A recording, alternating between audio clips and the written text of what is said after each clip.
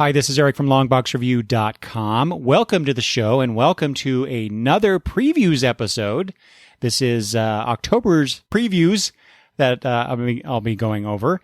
And joining me is the creator and the co-host of the splendiferous Meanwhile at the podcast. It's George. Hey, George. How's it going? Hey, Eric. Hello, everybody. I am glad to be back. Thank you for inviting me back, Eric. Well, of course. I mean, I am ready to go through all 431 pages of the main catalog, plus DC and Marvel. And then, of course, there's the 137 pages on the flip side of the catalog.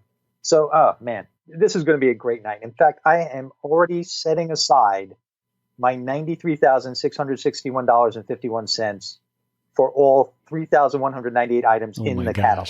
That is incredible. You know, and that dollar amount is sounds huge. And I think in part because, you know, this is October previews, you know, for things that are shipping or starting to ship mostly in December. So this is when, you know, you're getting the stuff for Christmas, for the holidays. And, you know, for those of us who have birthdays in December. I was just going to say a certain host's birthday. Exactly, you know, right? No, folks. Yeah. Hey, George, how's things going at Meanwhile at the podcast? Everything's going great. Depending on when this episode posts, we will be on episode 24 or 25. And again, depending on when this posts, Eric, I want to let your listeners know about a contest that we're running, but it is time sensitive. So I know how things go with editing and stuff and all the other shows that you have with Longbox Review.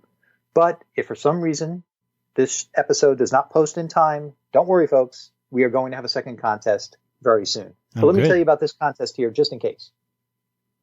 Rodney, one of our co-hosts, and our other co-host is Kristen. If none of you have ever listened to the show before, it's me, Rodney, and Kristen. Rodney has created a Spotify playlist for Meanwhile at the podcast. Ooh, nice. And, you know, leave it to Rodney because I know nothing about this stuff. Rodney asked Kristen and I certain questions about our musical tastes, and we each have 6 songs on this playlist. So there are 18 songs, and we are running a contest asking the listener to identify which songs were chosen by which host. Now, of course, the best way to do that would be to listen to the show, get a flavor of our likes and dislikes. And in fact, if you have listened to the show before, if you're a regular listener, you may have even heard us talk about certain artists or certain songs. So this is a great way to try to catch up with the show if you've never listened before, get to know us, and have a little fun. Listen to the Spotify playlist and play a little game, and you could win something. So just to let you know, if you go to Spotify and you go to the Meanwhile at the Podcast playlist, give it a listen and send us your guesses. So the stipulations are we are asking for only one guess per Twitter handle, and it is a Twitter-only contest. And our Twitter handle is Meanwhile ATP. And we do ask that you use the hashtag MATP Spotify just so that we don't miss any of your entries.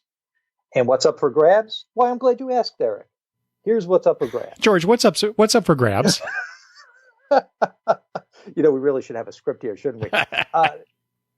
Not only is there a Meanwhile at the Podcast t-shirt up for grabs, and of course we would let the winner know, we would ask the winner what their t-shirt size is. We won't just send them a youth small. A 2T. Like yeah. But Rodney has offered to put up one of his prints. So you would get an original Rodney Roberts Art Nerd print. And we would send it to you, and you wouldn't pay postage or anything like that. We would just send it to the lucky winner. And we are choosing the winner randomly from all correct answers. So send in your answers, and we ask that you send them in by midnight, Sunday, October 20th, midnight Eastern time in the continental U.S.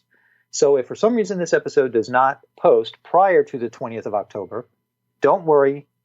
we plan to do this again. We plan to update the list, do a volume 2, almost like Guardians of the Galaxy. We'll do a volume 2, and we will do another contest and have some other prizes. But if this does post in time, please check us out. Meanwhile, at the podcast on your favorite podcatchers. We're on Spotify also. Check out our playlist and enter the contest. On Twitter, we are Meanwhile ATP. Use the hashtag MATP Spotify and let us know who you think chose which songs. That is a really cool idea.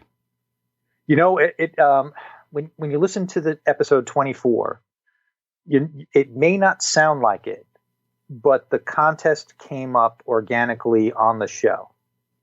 I'm not quite sure if it will come across that way because I had to edit out some of the real, like, whoa, wait a minute, we're really going to do this kind of stuff? You know, how are we going to handle this? I had to edit that out. But what I left in really was spur of the moment. All that was planned was Rodney telling everybody that he created the Spotify list. And then as we were talking about it, we just started spitballing things, and all of a sudden the contest idea came up. Well, cool. That's very cool. I'm looking forward to seeing or hearing, I guess, what the answers are. And we plan to do this again in the future. So hopefully we get a lot of entries in, and it seems like it's going to be a lot of fun. I haven't listened to the list yet myself to see how our tastes jive. So I have the feeling it's going to be very eclectic. If anybody were to listen to it, randomly pick songs just to play while they're working or drawing or whatever they do while they listen to playlists, driving, So I have the feeling it's just going to be like a weird mix of stuff. It's going to be a weird mixtape. After we're done here, George, I'm going to go find that playlist. I'm going to just start off here with Image, George, and the very first thing here is a new Jonathan Luna book called 20XX. Yes. It's Jonathan Luna with Lauren Keeley helping with the writing chores, but this is a new Jonathan Luna book, and given how much I enjoy Jonathan Luna's work, this seems like something that I can't pass up. Okay, so you're going to go for it. Oh yeah. Awesome. Okay, good. I loved Alex and Ada. Right? Alex and Ada, yeah, exactly. Yeah. That book blew my mind, and this I kind of got a similar vibe from this one. So, yeah, I'm looking forward to it. George, were you a fan of the Old Guard? The old Guard? I did not read the Old Guard. So yeah. Mm-hmm. Did you? I did. I will not be getting this sequel. Because I just, even though it's written by Greg Rucka, whom I love everything that Mr. Rucka writes, I just did not care for the Old Guard. And I don't know why. I'm not quite sure what kind of put me off on it, but I'm not interested enough to get the sequel. But I know there's a lot of people out there who really enjoyed the first series. So. Did the original leave itself open to an obvious sequel? Oh, yeah. I guess they all do that now, right? Yeah. In fact, when I was reading it, I was kind of surprised that it ended when it did. I thought it was, at the time, I thought it was an ongoing series. And once it got done with that first story arc, it was just done. And it may, that happens to me a lot. I'll start reading something and suddenly it's gone. And I'm like, what? And then I find out, oh yeah, this, it was announced, it was planned and all this stuff. And I wasn't paying attention. But this one is very clearly marked as a 5-issue limited series. And I guess we do have to mention, especially this part of the catalog where Image is soliciting their number ones and really promoting them. Once again, they have put in some nice pages of sample artwork. So like the two books that you just spoke about, there are a couple of pages of sample art that people could take a look at and see if it's for them. I know that I love that about the bigger publishers. I know that they can afford to do that. The smaller ones don't always get that opportunity. Yeah, unfortunately. Yeah. And so all you got is this little blurb that somebody wrote up about some aspect of their comic, and you might get a cover. Right. Well, I guess for the most part you do get a cover, but it's very small too. It's a small thing, and it's not necessarily indicative of the art inside. So sure. It's too bad that we don't get to see more stuff. But I suppose, all you have to do is take a look at what's in previews here. If it intrigues you, as it has me on many occasions, I'll then go to the web and look it up to see if there's any preview art for the issue or for the graphic novel or whatever, and then make my decision based on that. Right. I mean, we're what, 30 pages or so shy of 600 pages in the main catalog already. Mm-hmm. If they did that, I mean, this would be bigger than. Could you imagine? I know. It would take us a week to do this podcast, George. Yeah, I guess the best you could do is if you do it digitally, maybe you could enlarge the cover image. I guess that's the best you could do. Yeah, that's true. That's true. Well, I did mention that this is October previews. Hey, I said it right this time. And for stuff that's coming out in December, starting in December, and you and I have had a tradition so far of doing a Christmas gab bag episode at the end of the year. And George, here's a book that's perfect for perhaps next year. Yeah. I don't know, maybe this year. What are you thinking about Project Xmas #1 from Mark Miller and artist Top Secret? Yeah, the only reason it caught my eye for two reasons. One, because it is Christmas themed, holiday themed, and two, because there's a mystery surrounding it. Because I'm guessing this is the cover, the main cover image that looks like a wrapped gift. And it says, Mark Millar and Netflix have teamed up to give you the perfect Christmas gift. The sequel to one of the most beloved Millar World projects since the dawn of time. The twist is, they're not going to let us know what Millar World project this is a sequel to. So you actually have to buy the book, and I'm guessing from the way the cover is, maybe it'll even be polybagged. Who knows? Like, you have to buy it and open it like a Christmas gift to see what book it is. So, I mean, it could be like Jupiter's Legacy. It could be Huck. Huck was a Mark Millar thing, wasn't it? Yep. It could be, you could go back to Wanted, although I don't even know. I mean, you can go to anything, really. Yeah.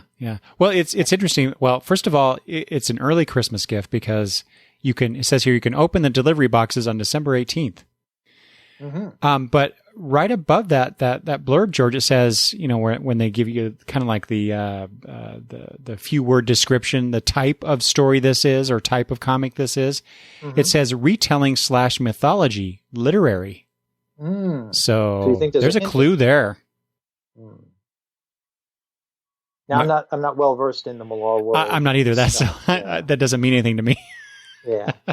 And at the bottom, all the offered again items. Yeah, it makes you wonder if those are clues too, right? Right. The Jupiter's Circle, Reborn, Starlight, Wanted. In fact, I wasn't even looking down there when I was rambling off some of his stuff. So maybe it's almost like multiple choice. It's one of these. Take a guess. Almost like our Spotify contest. Yeah, there you go. Yeah. So is something like this interesting to you, though? As much as we like our holiday themed comics. Yeah. Is this going to go on the short list? Because it's not for me. No. Miller is hit or miss for me, and usually miss. So I'm not, while I am intrigued by this concept, and that's one thing. I may not particularly always enjoy his work. He is quite the salesman. To me, he's kind of like the 21st century version of Stan Lee. Mm-hmm. So I'm very curious, and I definitely will be finding out what this is all about. But I will not be ordering this. Although it's only $4, so maybe. No! Don't fall into that trap, Rick. Don't fall into that trap. I know. There's too many things like that. Now, talking about things that we're not normally fans of or anything like that, I am going to call out something I've never called out before. I've never bought this before, but some of your listeners may be interested. On page 56, the Hack / 15th Anniversary Celebration one-shot. And it's not that it's the 15th anniversary of this property. And it's not that it looks like other image, unless this is just a cover image with Savage Dragon, Gert from I Hate Fairyland. That was her name, right? Gert? I think so. Witchblade. I don't know who's behind Witchblade. I don't know if they really appear in the book, but the part about disgruntled comics writer Tim Seeley, who makes a wish for Cassie Hack to become real, and then becomes a victim himself when his creation swears to kill him. Now that whole meta, I love it. Writing yourself in. That's something that almost makes me interested enough to pick this up. So I would be very curious in December if any of your listeners pick it up. Let us know if it meets up to the hype, because I do kind of like those meta things. I've read the first volume of Hack Slash, and how is it? I mean, I loved it. I mean, okay. it's kind of like a more violent version of Buffy the Vampire Slayer. Okay. Uh-huh. But different enough that it's not like just like a ripoff or anything. Mm. And I have the second volume. I just haven't read it yet. So there were 3 volumes of Hack Slash, and then there was some couple different special or limited series that they've traded. So I this will be on the short list for sure. And I just adore Tim Seeley. I got to meet and talk with him once several years ago, just after I read the first volume of Hack Slash, and so I gushed at him how much I loved it. Well, I'll tell you one thing: if you do wind up picking up that book, if anything, to get back to your roots of talking about a book or 2 or 3 on your show, that might be one, because that is so out there. It's one thing to talk about Legion of Superheroes or any other Teen Titans or whatever, Mm-hmm. but to talk about that book and to get your perspective on it, that's true. As a listener, I would be very interested to hear what you have to say. That's a great idea, George. I should take you up on that. Write that down. That'll be a New Year's gift for everybody. Mm-hmm. My next one's on page 64. Okay. How far? What, you skipped over page 58 over My Dead Body? Let me see. Did I skip over? Yeah, I skipped over it, but let me see what that is. This is a graphic novel from writer Jay Faerber and artist Simone Guglielmini. Anyway, it's written by Jay Faerber, and I'm a big fan of Mr. Faerber's work. So this is a story about a prison warden's daughter who's fallen. It's actually about the prison warden, but his daughter has fallen in with a separatist militia, and so he's out to save her and face down the militia, I guess. But anyway, it's Jay Faerber, so. And the art sample pages do look nice, but I did skip over it because it is something that I wouldn't even consider it these days with the limited stuff I'm buying. So I did pass over it, and I was probably thinking, even though I didn't mark it that way, I was probably thinking that you would bring it up. So did you? Okay. Yeah. All right. You said 68. 64. Oh, sorry, 64. And the reason I'm bringing up page 64 is because this is the last hardcover compilation of Black Science. Black Science is done by Rick Remender and Matteo Scalera and Marino Dionisio. And if anybody has ever listened to my show and this show, they know that sometimes in situations like this, I wait till a series ends, even if it's going to take 10 years for the thing to end. I wait till the end, and then I read it. So I have the first 2 hardcovers. I will get this one, and I will finally sit back and read this. I don't know how you can do that. That well, just amazes me. there's so many other things to read. Well, that's true. To do. You're there's right. So many things to do in life. But still, if it's something that you're like just really jazzed to read, to sit there and wait to read the whole thing. Here's the thing, Eric. I usually, even though I go through previews with a fine-tooth comb and we have these shows, sometimes I'll pass over something like what I just passed over My Dead Body, which is an original graphic novel. Now, if that was a serialized series, I would have passed over it. But maybe after 10 or 12 issues, I've heard some things about it by listening to you or other podcasts. Maybe other solicits and previews got me interested. But now they're already 10, 12 issues in. So rather than go back and start, and because I'm OCD about certain things, so pretty much everything, if I buy something in a trade, I've always got to buy it in a trade. So I'm not the type of guy who pick it up in a trade, and now I'm going to get the singles that will come out afterwards, which I think is what publishers may want you to do. You catch up, and then you get the serialized version. Unfortunately, if I start it out, if I'm going to finish it, I'm going to finish it in the same way I started it. So in this case with Black Science, well, it sounded interesting, and I didn't want to get involved, but a coworker of mine brought it up to me and said, I've really been out of comics for a while, but this Black Science, it really hooked me. And then he talked about the whole going to alternate dimensions and stuff like that. But it was so deep in already that I said, maybe I'll wait it out. I've got other things to do with my life. I have other hobbies. Hearing people talk about this, so this is a book that I actually read in singles for the first 6 issues, I think it was. And it didn't catch my interest. And so I dropped it. But, my buddy Travis really likes it. Other people that I know really like the book. I think maybe I didn't give it enough of a chance. So maybe I should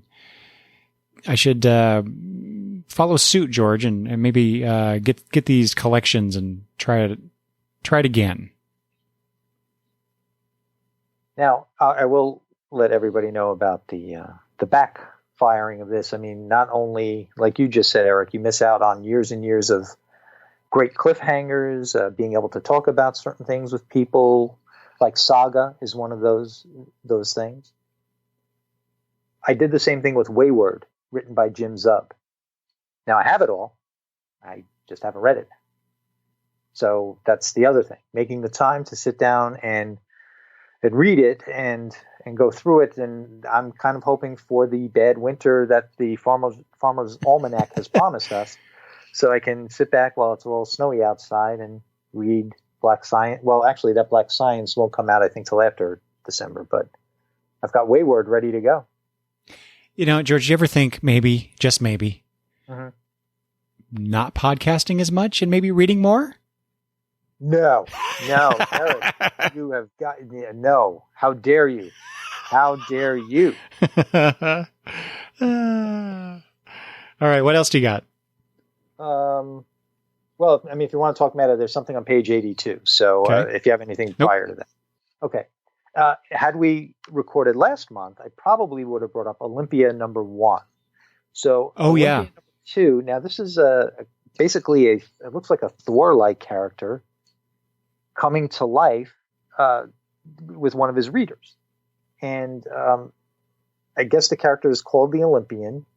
He comes to life, and the solicit for this month, which is on page 82, Olympia #2, Elon scrambles to piece together Olympian's past, and I guess that's the superhero that came out of the comic, and find a way to get him home. So he heads to the one place he knows he'll find answers, his local comic shop. So for some reason, again, another kind of meta-ish. I don't know if it's going to make fun of us collectors and our local comic shops. I really don't know what to expect with something like this. Kind of interesting, and it's #2 of 5. Yeah, so that's something to check out. That one again. So George and I had planned to do the September previews, but due to technical difficulties and general malaise on my part, because I was sick. I'm still sick. Still getting over it. Anyway, we didn't record, but that was one of the books, George, I was going to point out too, because I'm waiting for the trade on that one. I'm gonna get that one. Nice. And there's only 5 issues, so yeah, probably available in the spring. Be a good read. And believe it or not, except for some merchandise and Image, that's it for me on Image. So I wanted to point out a couple things. This is another one that I would have pointed out last month.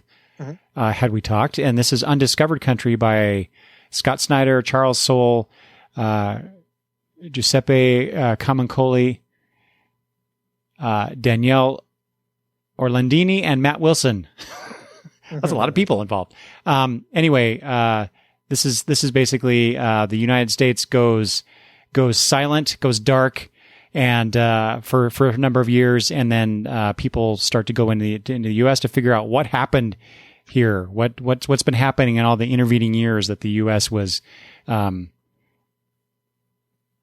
navel gazing or whatever they're doing, whatever we were doing. Anyway, it kind of gave me the vibe of like Letter 44. So another Charles Soule written book that was really good. So I'm going to get that. I am getting that. I did pre-order that first issue. And then finally, George, I saw this. This is on page 90 of the book, but I saw this preview image posted before I even got the previews catalog. This is the new McKelvey Wilson project that's coming out next year with this great full page splash of this character. Just kind of looks like I assume it's a she for some reason, floating there in space, and just beautiful colors by Matt Wilson. And then in the intervening days after getting the previous catalog, George, there's some more information about this. And this book is called. Oh no, there it is. I didn't put it in my notes, but I have the link up. It's called The Killing Horizon. Okay. And so this is what it's about. The post-apocalyptic Earth future. God, maybe we shouldn't have recorded tonight, George. I am not on my game here. Or something? It seems like I should say that, right? That would be my excuse, but no. Anyway, it's the post-apocalyptic future. Far from Earth, a specialist in studying dead alien societies is embedded with a military unit to excavate a new find. That's why I got it. That's why I said it was a she. She's done it before. It's good work and it's safe. She thinks it's just another job. She's wrong. Dun, dun, dun. Yeah. So she's. I'll just read the rest. Lost and alone, deep beneath the warped skeletal spires of the millennia dead city, she finds something powerful, something unlike anything any human has ever known, something that needs her to take it on a journey no living being has ever taken, something that will make her a target for every side fighting a deadly war. It calls to her, and she answers. Dun, dun, dun. Okay. Wow. So not the best. I have a tradition here on the show of really picking on the solicitation text, and this is no exception. But it doesn't matter. I don't care what it's about. It's McKelvey writing and drawing, and Wilson doing colors. So I have to buy this. Right. It's like, just here's my wallet. Take it. I guess, exactly. Right? Yeah. All right, Dark Horse. Well, actually, just some of the merchandise stuff over there. That's real quick, on page 88, they've got Dye merchandise. Now, I know you're not too much of a fan of Dye, right? I mean, this is a very popular series. I'm not reading it, so you're not hurting my feelings. No, it's not like I hated it or anything. It's just like I read the trade and it's like, Well, I mean, if you're a fan something of Dye, I read. Maybe even role-playing games, they have a nice lapel pin. Oh, the pin looks cool. Yeah, and actually the shirt, just because their logo and the way they design their covers with those, I guess if you took the die and you opened it up, prior to folding it into the shape of a 20-sided die. Yeah. I mean, that's the logo on this T-shirt. So that's kind of cool, especially I like that. If you're into role-playing games too, it might be something. And if you're a Walking Dead fan, there is, now I don't know what this is, Eric. You might have to tell me what this is, but I don't know if you read Walking Dead, but there is a lapel pin of a disco broccoli. AJ's plushie. So I guess AJ is a character, and this is AJ's plushie. I don't read Walking Dead. I don't watch the show, so I don't know. But yeah, even if I knew nothing about The Walking Dead, this is a disco broccoli lapel pin. Might be something worth just putting on your lapel when you go to work. I guess. Right under the American flag, right? Yeah. What is that? It's a disco broccoli. That's what that is. Yeah, that was a new one to me, George. I had no idea. Yeah. I mean, I didn't know I needed a disco broccoli in my life, but I need it now. Somebody, right, so now on the Dark Horse. Somebody needs to make a webcomic called Disco Broccoli. Yeah, disco. All right, yeah. Do a crossover with The Simpsons.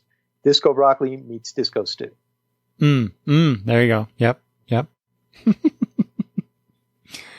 Okay, so Dark Horse. Yes. So they got the first thing here, a new Jeff Lemire series set in the world of Black Hammer, Skull Digger. Yes. Did you see that sample? That sample page. Mm-hmm. That's interesting. It's an interesting page to put in a solicit.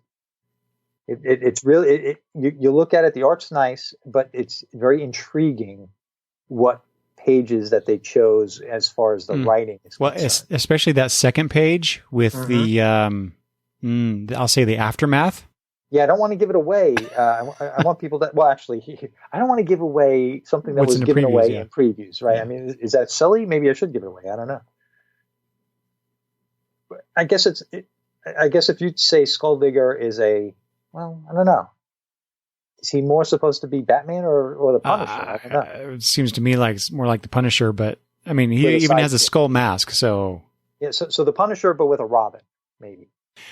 Well, yeah, I think they're definitely going for that Crusader and Crusader Junior vibe. Yeah. So, and well, yeah, the variant cover by Mike Deodato has the younger character dressed up like the titular character. So, yeah. So yeah, initially that'd be the thing that I might be interested in, George, but yeah, I have no interest in Punisher-like characters at all. Even in the world of Black Hammer, though? Even in the world of Black... Oh, but his ward is called Skeleton Boy. Come on, that's awesome.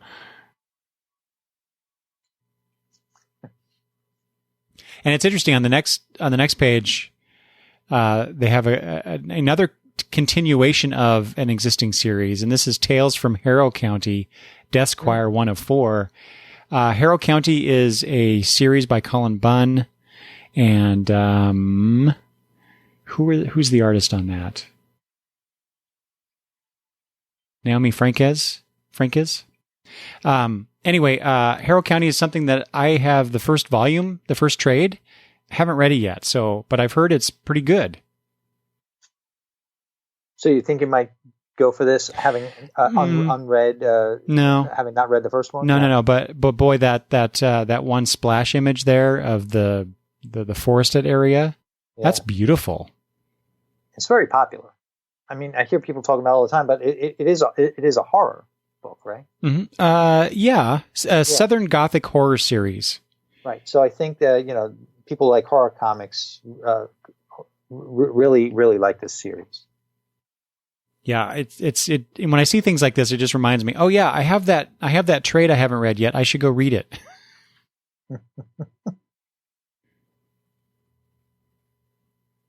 Are you reading Berserker Unbound right now, by any chance? No. Okay. Well, I'm reading it. I like it. I mean, I think only the second issue just came out as of this recording.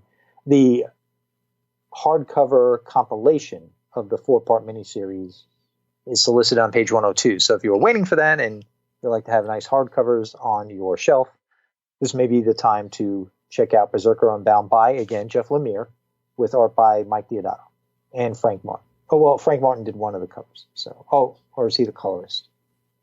He's the colorist, I'm sorry. So Frank Martin's the colorist. Well, and speaking of, I'm going to jump ahead here, George, but speaking of Colin Bunn, that guy's really busy. Where'd you jump to? 115. Okay. So the Manor Black trade paperback is coming out by Colin Bunn, Brian Hurt, and Tyler Crook. So I have no idea why I didn't pick up Manor Black in singles, because it's by Colin Bunn and Brian Hurt. They're writing this, and considering what they have done together before, I don't know. I have no idea why. I have no excuse. I have no reasons why I did not pick up this book, but now I can, at least in trade form. So I'll be adding that to the list. I'm getting a little deja vu. I'm not sure if you did mention it on the show when it had been. I don't remember either. Solicited. Did I? But I don't know. But also, I follow a lot of your listeners, and they follow me on the show, and maybe one of them mentioned it. Oh yeah, so it could be something like that. That I know. Yeah, several people I follow on Twitter have been talking about this book. So I think including Travis and Damien. So I feel stupid for not buying this book, but here I can do that now. And I'm trying to think of, even your listeners, Zed Ram or Sergeant America or one of those guys. Maybe it could have been one of them too. Yep. Mm-hmm. I'm going to go backwards just for a minute. We were pretty good at cover homages, and we've been a little, there hasn't been as many as there used to be.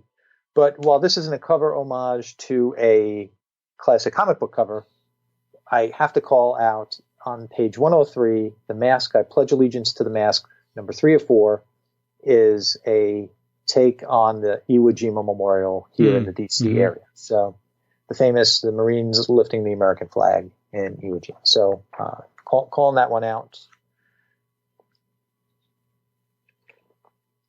And there's a book called, on page 105, Dreadful Ed and Mary Scary. I'm not going to read the whole solicit, but basically it looks like a child of the boogeyman was switched at birth with a human child, And so the boogeyman has raised the human child, and the human child has never really found his way in this world of nightmares.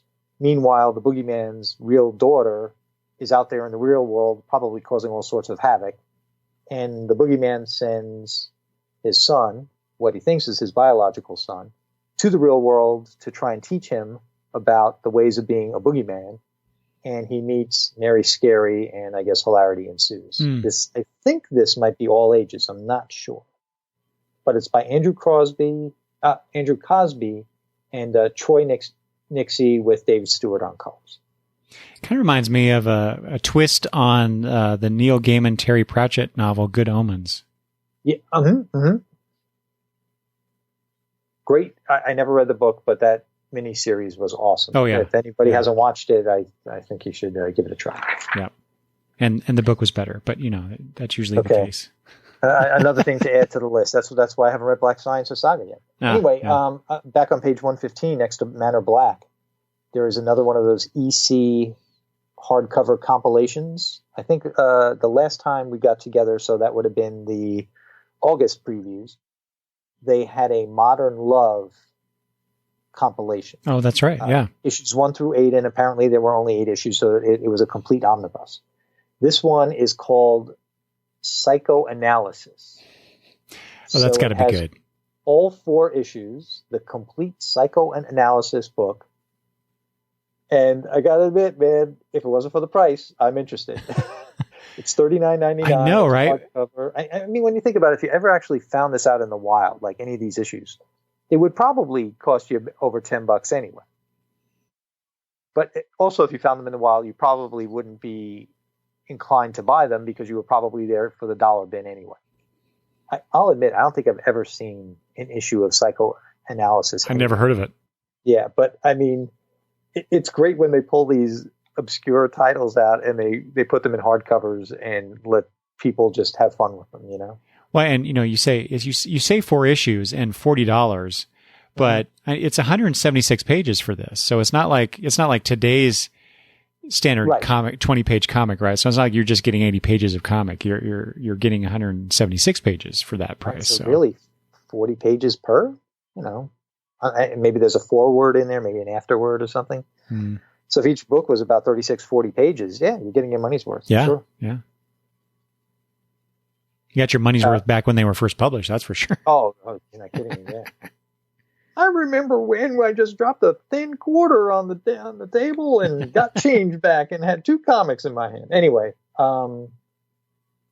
Disney does it again with their licensing, and with Frozen coming out, they have Disney Frozen True Treasure #2 and Disney Frozen Adventures, Snowy Stories on page 119. So for the kids, and like you said, Eric, there are a lot of Disney things coming out through IDW and Dark Horse right here.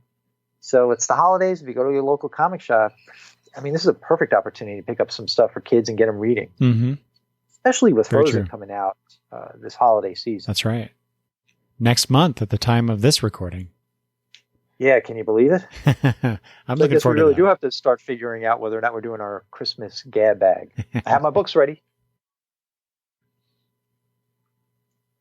All right, I have nothing else for Dark Horse. I'm guessing this is a hardcover comics adaptation of Wes Anderson's Isle of Dogs on page 124. I would never have expected that, but if anybody saw that movie and wants the comic book adaptation of it, like we used to do when we were younger, there would be an adaptation of a random movie. So here's a hardcover one of Wes Anderson's Isle of Dogs. Well, this is how I guess sheltered I am, George. I've never heard of that movie. Oh, really? Yeah. I don't know how to describe it because I didn't see it. But I think there's some stop motion animation in there. And from what I understand, it's just as quirky as any other Wes Anderson movie. I never saw it, so I can't really comment. It says that this is the perfect gift for all fans of Wes Anderson dogs and manga alike. Yeah, it does look like it has a manga feel to it. In fact, it's on the same page with another manga. So yeah, I guess it's manga. Mm-hmm. Oh, speaking of which, I took a dive into some manga. I haven't read it yet, but I brought it up on one of our. Well, I mean, I just got it. I just got it a couple of weeks ago. But I know I mentioned it on the show when it was solicited. I got Cats of the Louvre, and I have bought other Louvre related graphic novels that were manga, and I wish I could remember the name of the artist and the writer. There were two. I don't think this is in the same series. It's actually a Louvre series of graphic novels that kind of fall into this under the same umbrella. This is not one of them, but Cats and the Louvre. I've never been to the Louvre before. I would love to go, but as anybody who listens to my old show, the George and Tony Entertainment Show, knows, our benevolent overlord is Bianca the cat. Mm-hmm. So, like cats, the Louvre always intrigues me. I had to do it, and I can't wait to read it. There's a theme here, I see. And what is that theme? The Louvre. Oh, the Louvre, yes. My parents went there. I don't know. My dad and mom actually went to Paris, it has to be 25 years ago or so. And my dad isn't really much into, I mean, he appreciates art and museums and stuff, but that wouldn't be the way he would want to spend a vacation. But he loved it there, and I can remember my mom saying that she loved going there. So one of those bucket list type of things. Yeah, same. That's all I have for Dark Horse. All right, IDW is next. All right, let's see. I'm going to jump in here. Page 135, George. This new series called Wellington. It's a miniseries by Aaron Mahnke, Delilah Dawson, and Peter Kowalski. That would have been great to start in October, though, this month. Yeah, that's true. So this is I am aware of this podcast. It's called Lore. Mm-hmm. I've not listened to any episodes, but I understand it's quite popular. Is it a storytelling podcast? I mean, is that what it is? Is that why it's called Lore? I'm not sure. I think so. But Aaron Mahnke is the creator of the Lore podcast, and so he's, we've talked about other podcasts, podcast producers or creators or hosts who end up doing comic books, and here's another one of those. But this is intriguing to me. It's a new supernatural thriller that shines a light on the mysteries and monsters lurking in the shadows. Meet the Duke of Wellington, one of England's most decorated military heroes, and unknown to most, her most daring monster hunter. So you get a bit of alternate history going on there. Yeah, I really, this looks pretty cool. Yeah, the main cover is done by the artist, Piotr Kowalski. And man, that's a nice cover. There's no other sample art here, but just by going the cover alone, it looks like it might be a fun read.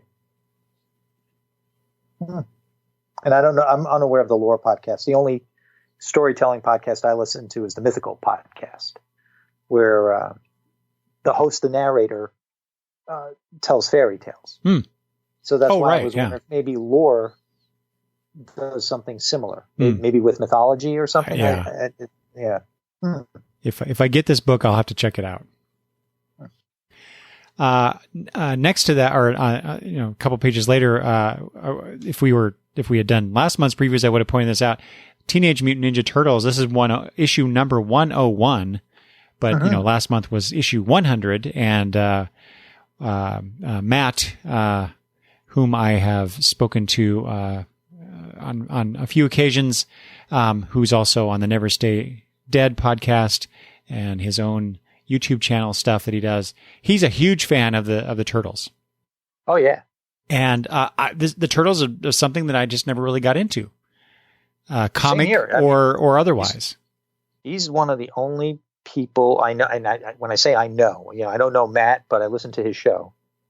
He's the only person I know who ever talks about Teenage Mutant Ninja Turtles, yet they're very popular, from what I understand. I talk to Kristen about things like that, because she works over Comic Logic, the local comic shop, and she says Turtles are very popular. Yeah.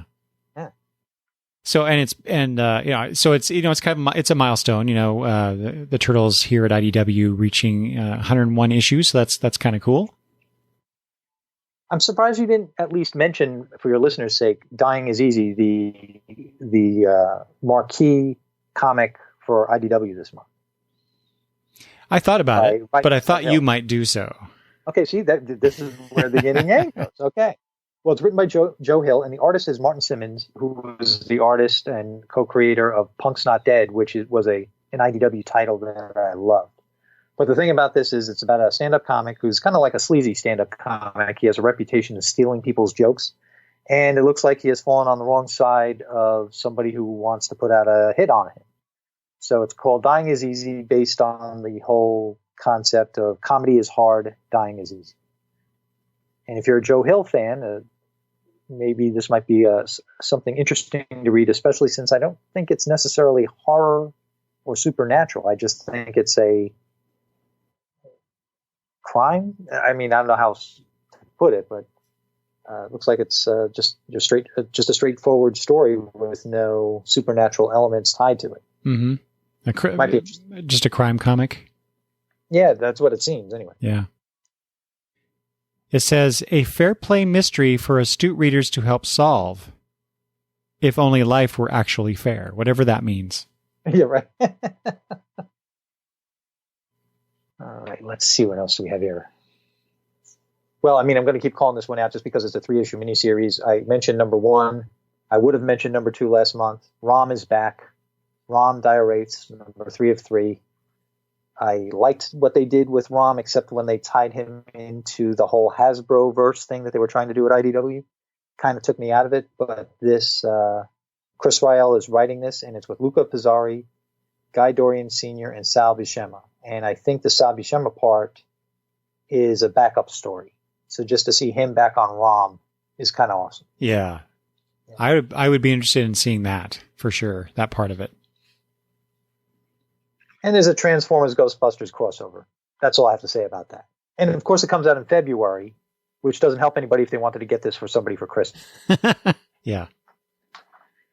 Are you getting any of the Star Trek stuff that's solicited this month, or are you interested in it? It's funny you should mention that, George. If I was going to mention it to anybody, I have to mention it to you. So, I did order the Star Trek Year 5, the first trade. So I'm looking forward to reading that, because it sounds like I missed the boat by not getting the singles for the Year 5 series. But the thing that's in here that has me really excited is the Star Trek The Motion Picture Facsimile Edition. So it's represented in its original magazine form, includes all the original essays, interviews, and glossary. Considering that the motion picture is celebrating an anniversary this year, even though this is, it doesn't say when it's coming out, but I assume it's coming out in December. So I also assume it's coming out just in time for that 30th anniversary. I got to get this. This is right up my alley. This is something that I'm very excited to get, and I don't care for those facsimile edition things. Mm-hmm. I just don't care about that at all. But this one, I will get this one. Would you? I think I have this. Oh, really? You would have bought it when it first came out. Yeah. You wouldn't have bought this one. I don't know that I would have known about it at that time. Oh, I used to. In fact, I almost alluded to it before about these comics adaptations of movies. There was a time when they seemed to be pretty hot and heavy, especially for the new blockbusters that were coming out, and I can almost swear I have this, but then again, to dig it out, it is not going to happen anytime soon. Yeah. So, but it is cool that it's out there.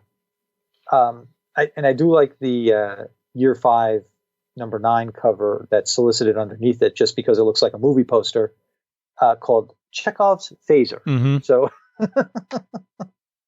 yeah, that's a good cover. Was there any episode called Chekhov's Phaser? I mean, they should have. I mean, that was a missed opportunity for the 3 years the show was on. Yeah, no, I don't. Okay. That's not a title. It might have been a working title, but it wasn't one that they actually used. Okay, so but going back to the facsimile edition, definitely on your hit list. Oh, I'm getting that. It has to be. Oh, and it's the 40th anniversary, not the 30th. Oh, sorry, I said 30th. You're right. It's 40th. Mm-hmm. Yeah, hey, no, I was trying to shave off 10 years of my life. You don't want people writing you letters. So here's a question for you on the preceding page, on page 152. Star Trek Picard Countdown number 2 of 3. Now, to be honest with you, as much as I'm interested in the show, I'm not interested in this prequel. No. How about you? No. Okay. All right.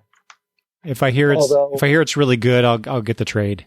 Although even though they've set the date. I forget if it's January 20th or January 23rd. I saw it on Twitter. I think it's January 23rd, yeah. Still not pulling the trigger on CBS All Access yet. Still not doing it. I have to decide. It depends. If they release the episodes, weekly, which I think because they did that with Star Trek Discovery. Okay. So I assume they're going to be doing the same thing. So because I haven't seen the second season of Discovery. Okay. Do I re-up my subscription to CBS All Access to watch the second season of Discovery and start watching Picard? Mm-hmm. Or do I wait until Picard is over and they're also in the midst of the third season of Discovery? So, there's a little bit of strategization here going that I have to consider. So where are we on IDW? I'm going to 164. Okay. On 155, The Kill Lock #1 by Livio Romandelli. Each found guilty of an irredeemable crime, 4 robots find themselves banished from their homeworld and bound together by the Kill Lock, a programming link that means if one of them dies, they all will. So here's your cast of characters. A soldier, an addict, a murderer, and a child trying to find a way to survive with this Kill Lock. And they're robots. That's the thing that drew me out. Because I read that, I'm like, oh, this is interesting, but then it's robots. A child robot? An addict? A robot that's I don't... Why not just go with human characters and tell that story? I don't know. It's weird. And doesn't it seem like it should be a graphic novel, but it is the #1, yeah. So it doesn't say of how many, but yeah. And did you notice that it's Pixel Art Month? Pixel Art Cover Month at IDW. So some of these issues have 8-bit pixel art. Yeah. Kill Lock is not one of them, but No. I happen to notice it on one of these pages here. Yeah, the Cobra Kai issue 3. Yeah. That actually works pretty well. I know, doesn't it? On page 161, there's another compilation of a book that I got called Clue Candlestick. I enjoyed the original Clue series. I was shocked that they came out with another Clue. I haven't finished reading it yet, but I'm enjoying it. It's by Dash Shaw. Mm-hmm. So if you like the game Clue, if you like puzzles, and if you just like fun comics, if you missed out on Clue Candlestick, maybe check this one out. It's available in February. You might want to dig out the original Clue series. I remember you liking that. Yeah, I don't know. These days I'm just into more weird things than your traditional superhero stuff. Well, what about this one? Page you are? 164. Okay. This is Rascal by Jean-Luc Deglin. Oh, come on. You knew I had to go for Rascal. Yeah, I mean, it's about a cat, so... Look at the way that cat's looking up at their human. With those big eyes, yeah. Yeah. Yeah, so the artist-writer paints a purring portrait of one unforgettable black cat, an elegant inky swirl in a world of striking blue tones. Hilarious and heartwarming, exasperating and enchanting, Rascal captures the full range of emotions that come with keeping God's cutest killing machine as a pet. There was recently here. I live in the Washington D.C. area. I get the Washington Post on Sundays. In the magazine section, there is one of those essay pages by Gene Weingarten, and about a month or two ago, his essay was about how we're all cat owners are insane to keep these murderous creatures in our house. And it was just a funny essay about the whole thing about how you could be petting a cat and the claws will come out, and it hit home as a cat owner, or should I say, being the owned human of a cat. Yeah, it hit home. So I don't know if his stuff must be online. So if anybody, Gene Weingarten, Washington Post. I don't know what week it was. I think it was like 2 months ago. If you want to look it up, he has very funny essays. But that one just hit home about cats, and this one, Rascal, might have to come home. Mm-hmm. Hey, on the previous page on 163, you talk about compilations of older comics. Johnny Dynamite Explosive Pre-Code Crime Comics. The Complete Adventures of Pete Morisi's Wild Man of Chicago. And this fight crime alongside the one-eyed, two-fisted Chicago private eye in these comics from the early 50s, from Yo Books. Available in March. So this is one of those that isn't necessarily available for the holidays. Edited by Max Allan Collins and Terry Beattie. Max Allan Collins is a writer whose name I recognize. I don't recall why, but it's a name I recognize. Well, didn't he write Road to Perdition? Was that it? Well, I think that's one of the famous ones, but he's known for his crime novels. I think. Yeah. But he there's a Collins Beattie Johnny Dynamite tale included as a bonus, so they wrote a new Johnny Dynamite tale. Yeah. All right. What else do you have? You said 165? 166. Oh, 166. Love and Capes, The Family Way by Tom Zoller. So this is a series. So there's been previous volumes of Love and Capes. And all I've heard throughout the years is that this is a really good book. That Tom Zoller puts out a really good stories with this series, right? I've never read it. I enjoy it. Yeah? I enjoy it. Mm-hmm. So this is something that you'd be interested in? I'm looking forward to this. Yes, in fact, self promotion here. The old George and Tony Entertainment Show, Tom Zoller was on our penultimate episode. That's right. I was thinking I remembered something along those lines. So yeah, Thank you. Because Time and Vine, which I guess was his. He does his web comic. Yeah. Okay. But his last print comic was Time and Vine, and I guess the trade paperback was coming out at the time. Mm-hmm. Yeah. So that would be episode 199. If you want to look it up, we're still out there, so check it out. Cool. Wait, going back to Love and Capes. So, having never read it before, are you going to pick this one up? I mean, are you interested? Or what? This might be one of those where it's like am I jumping in somewhere in the middle of something? Don't I need to go back and read the first? You know what? I don't know. I don't know. I would guess he'd make it accessible, but I'm sure. Yeah. Mm-hmm. But my brain would be like, I know I got to start at the beginning so I understand how we got to this point where they're having kids. Mm-hmm. So 3 letters, Eric. OCD. Yeah. Mm-hmm. I hear you. Kindred spirits. But like I was saying though, if you like those artifact editions, you got Dave Cockrum's X-Men, and Dave Cockrum is one of the preeminent artists, especially when it comes to X-Men. So there you go. If you like that kind of stuff. And that's page 167. And on the next page, 168, they're all the Jack Kirby ones that are being resolicited. Yep.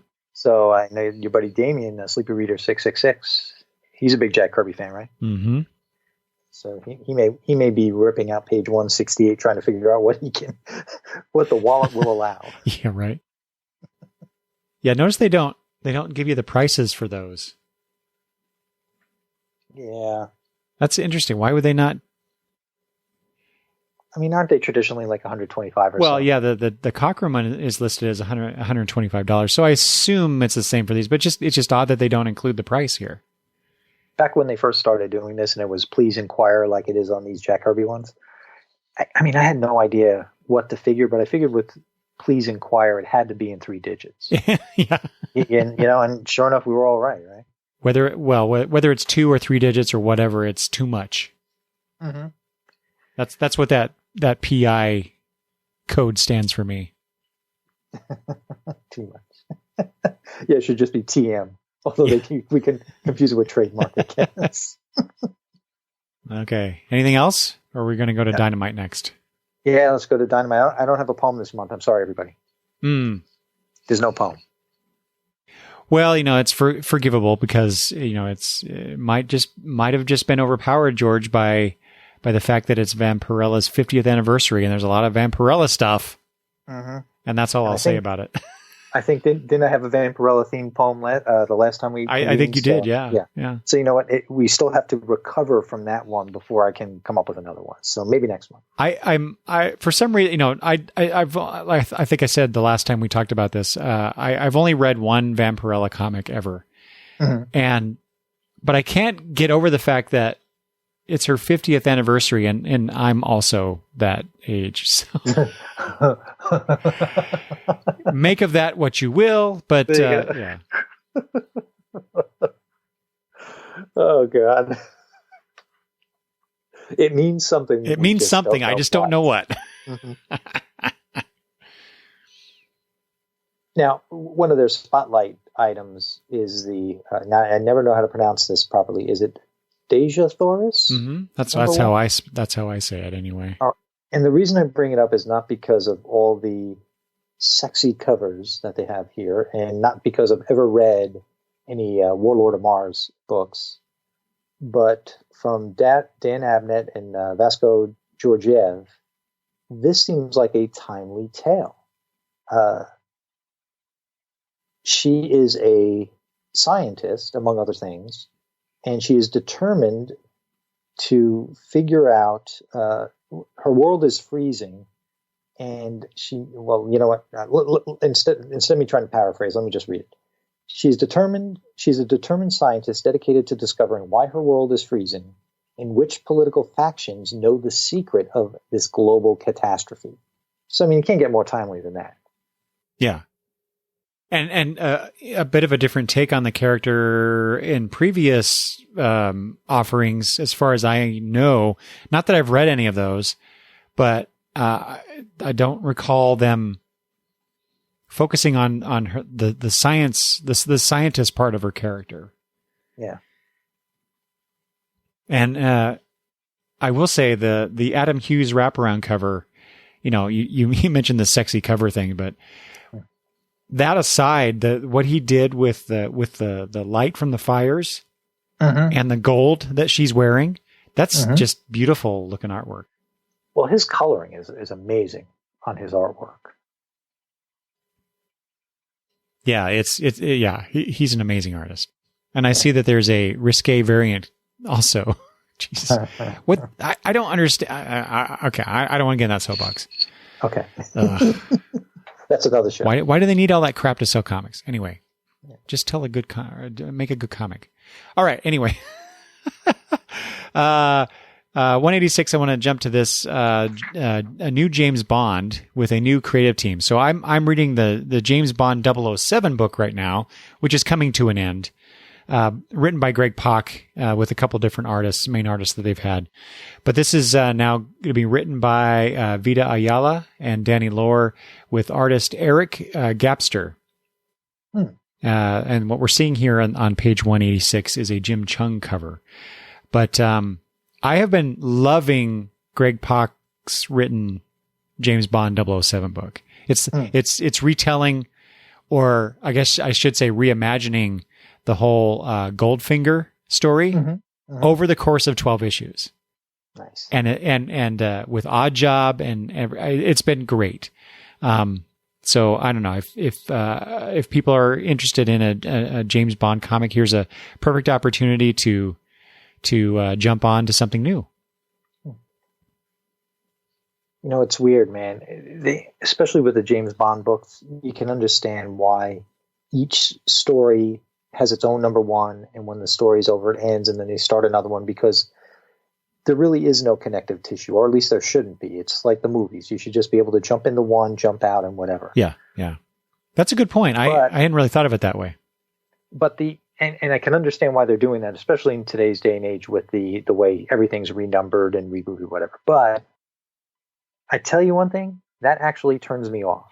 I would prefer to just be like James Bond number 30. With a new story, you know what I mean? And because it's not like that, I stopped buying it. Oh, really? Yeah, I think I only bought the first 2 story arcs, and that was it, because I was tired with these new number ones, and it just became exhausting. And then I figured if I missed one, then I didn't know what story was with. Yeah, we've talked about this before. We have a mild disagreement about this, don't we? Yeah. But I mean, I see why they do it. In fact, when I say it out loud, it makes sense, and it is the smart move to make, especially with James Bond's story. Yeah. And a lot of the properties that Dynamite in particular has, especially if you're not going to want to refer back to something else, and you just want to tell a story with this licensed property. But to me, it's a turnoff, and it took me out of the whole thing. And now I mean, this looks amazing, just like that 12 issue one you mentioned. That's a retelling of Goldfinger. Seemed interesting, but you know what? I was like, I can't keep doing this. I'm out. Mm. Yeah, strange. I know the way the mind works. Yeah. All right, I'm going to call it on page 190 just because of Frozen. There is a kind of like an Elsa Frozen-ish cover for Betty Page Unbound #9, and it's really the only reason I bring it up. Oh, yeah. Yeah. Mm-hmm. Wow, what they will do to tie into whatever popular culture touchstone there is, right? So we'll be heavy into Frozen, Frozen 2 time, and everybody's going to be thinking about it. So right there on the cover. Yeah, I guess. Yeah, I don't know. So blatant. Oh well. All right, I'm done. Can you blame them? No, I get why they do it. I just it's like, it doesn't work for me. It doesn't work on me. You're not going for Black Terror #3 because they're going to focus on Tim the sidekick? I wondered if you were going to bring that up, George. Well, only because of you. Yeah, I know. But you know how much I hated that Project Superpowers, whatever it was, miniseries. But yeah, no, I'm not getting that. And the only Vampirella book, you said you only read one Vampirella book in your life. The only Vampirella book I've ever read, I'm currently reading, it's Red Sonja, Vampirella, meet Betty and Veronica. So #7 is solicited here. And to be honest with you, I didn't think it was going to go this long. I thought it was going to be a 6-issue miniseries. So I'm wondering if it was popular enough that they wrote another story, kind of like they're doing with some of the DC books. Yeah. Like they did with Wonder Twins and Pearl and Dial H for Hero. Could be, yeah. Yeah, I don't know. But anyway, I'm enjoying it. It's fun. Amy Chu writing it. Can't go wrong. Oh, yeah, that's true. Now I am done with Dynamite. All right. And it's all right. Okay, that's the only point. There you go. Good. Mm-hmm. You got that in. Mm-hmm. I have one thing two things in Boom. All right, what do you got? Oh, no. Whoa. Oh, no. I have 3. Why did I not write that one down? That's weird. First off is The Red Mother. Written by Jeremy Hahn, illustrated by Danny Luckert. Really, it's just the cover images here just kind of drew me in. So they're with this red-skinned ghostly image covering the eye of the lead character there. But then on the opposite page is the character with her eye kind of blown out. I don't know. It's just, that's a weird image. But it says here, after losing her eye and the man she loves in a brutal mugging, Daisy McDonough is left trying to put the pieces of her life back together. When she begins to think she can heal and move on, she begins to see strange things through her new prosthetic eye, and the Red Mother sees her in return. Whatever all that means. But there's some interesting looking pages on here too. Is that something you would consider for yourself, or are you just bringing it to the list? I just think it looks cool. I don't know that that's probably why I didn't include it initially on because I'm looking at my list like, why didn't I put that on there? Because I remember thinking about it. But no, I don't think I'll be getting that. But it's got me intrigued for sure. How did you skip over the Power Rangers and the Mutant Ninja Turtle? Yeah. Come on, you had to do it for Matt of Never Stay Dead. Okay, sure.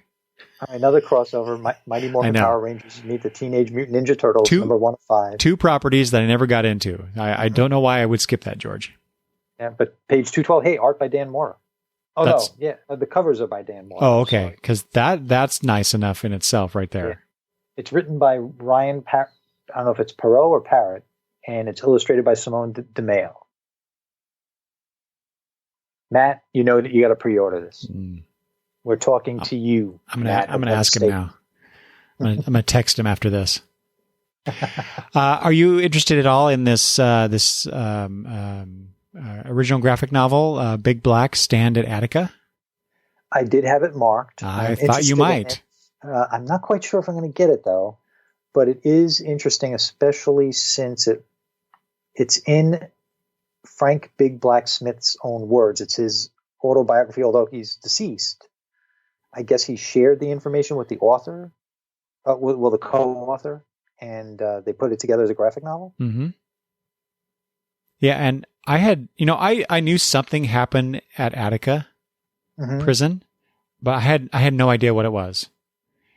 And so this alone, just this solicitation, has educated me on something that happened when I was just a kid. I was only a few years old when this happened, but growing up, I've heard heard about some references to a riot in Attica prison, but I didn't know any details. And so this is kind of cool that they're putting this together and educating us on this. And I wonder, in situations like this, and they also say it's a memoir in the tradition of March, and they called us enemy. Yeah. There is a segment of the population that very rarely, if ever, will read a prose book, much less a memoir or a historical or biography. And if this is the way to get more people to know this story and stories like March and They Called Us Enemy, I'm all for it.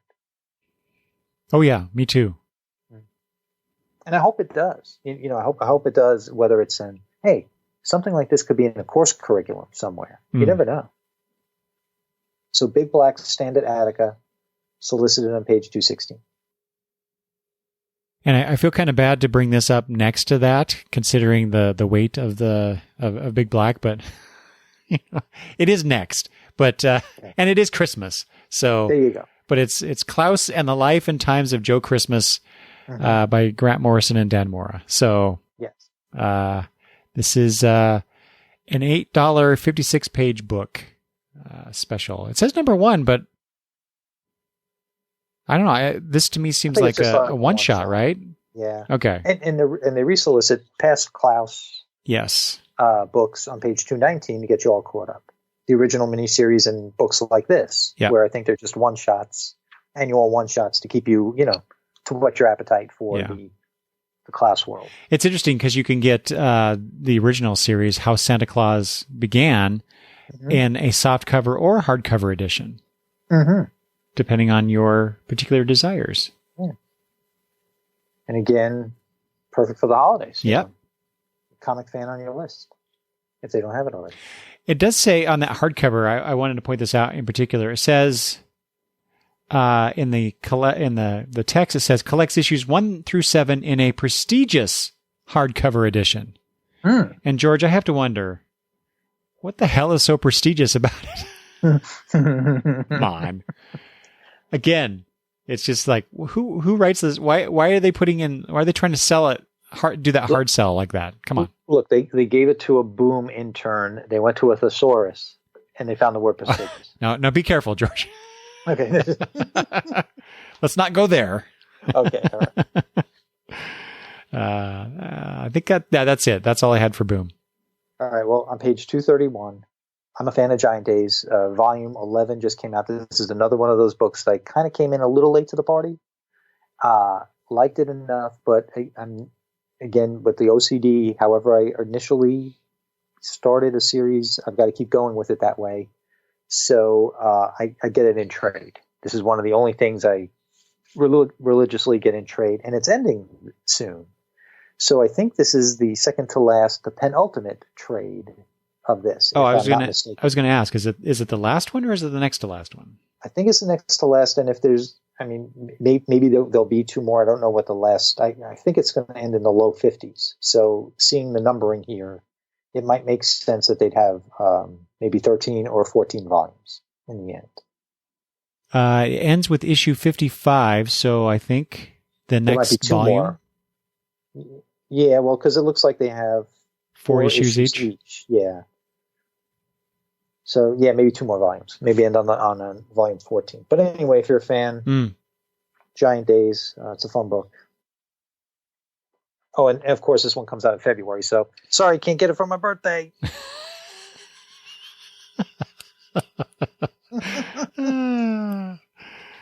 All right. Hey, this is the theme this month in previews is Titanic Tomes. And you know how they give examples before you get into kind of like the rest of the catalog whenever they have a themed month? It's on page 238. Yes. So I was looking at these, and none of them are from the big two. So are there any here that you might want to call out, or that you might have read, or at least read some of the material in these omnibuy? I have read, of course, Terry Moore's classic book that everyone should read at one point or another, Strangers in Paradise. This is the gallery edition, $125. Well worth the money. And then the Bone, they got the 20th anniversary slipcase color edition. I've read Bone, so that's another great book that people should read. Oh, hey, I see Dark Arc Volume 1. Yeah. Oh, this is the Arc 1 hardcover. So this is collecting like the first two trades or whatever, but that's a book I particularly enjoy as well. Yeah, in fact, I was going to bring that up when we get to Aftershock, so it's cool to see it here. Do you ever read Cerebus? Have we discussed this? I've never read Cerebus. I think we've discussed it. I've not read it, but I feel like I should. That's something that I should read. Yeah, same here. I'm surprised I don't see it at the library. I guess at the library, at least my local library, they tend to go for some more current stuff. And The Goon is one of those, again, long-running series over the years that I hear people talk about, but I've never read it. Yeah, same here. What about Berlin, Jason Lutz Berlin, the complete edition hardcover? I think you've brought this up before. Well, I mean, I've heard of it. We have brought it up in solicitations, but I never read it. I haven't read it. Well, I think I'm going to add that to my list this time and see where we end up with that. Okay, so how far do we go before we have anything in the rest of the book? Well, we just mentioned Terry Moore. I'm going to mention something else by Terry Moore on page 246. It's the first trade of his new series, 5 Years, which brings all of the Terryverse characters together in one series. Are you enjoying that book? Oh, immensely. Yeah. Terry Moore can draw the phone book and I'd be happy. So. And don't they resolicit a bunch of his compilations that would be Titanic tomes also? Well, yeah, I was just going to say, so if you're unfamiliar with all of the characters of the Terryverse, you get everything but Echo, I think. I'm not seeing Echo in here. But you get Motor Girl and Rachel Rising and Strangers in Paradise. Cool.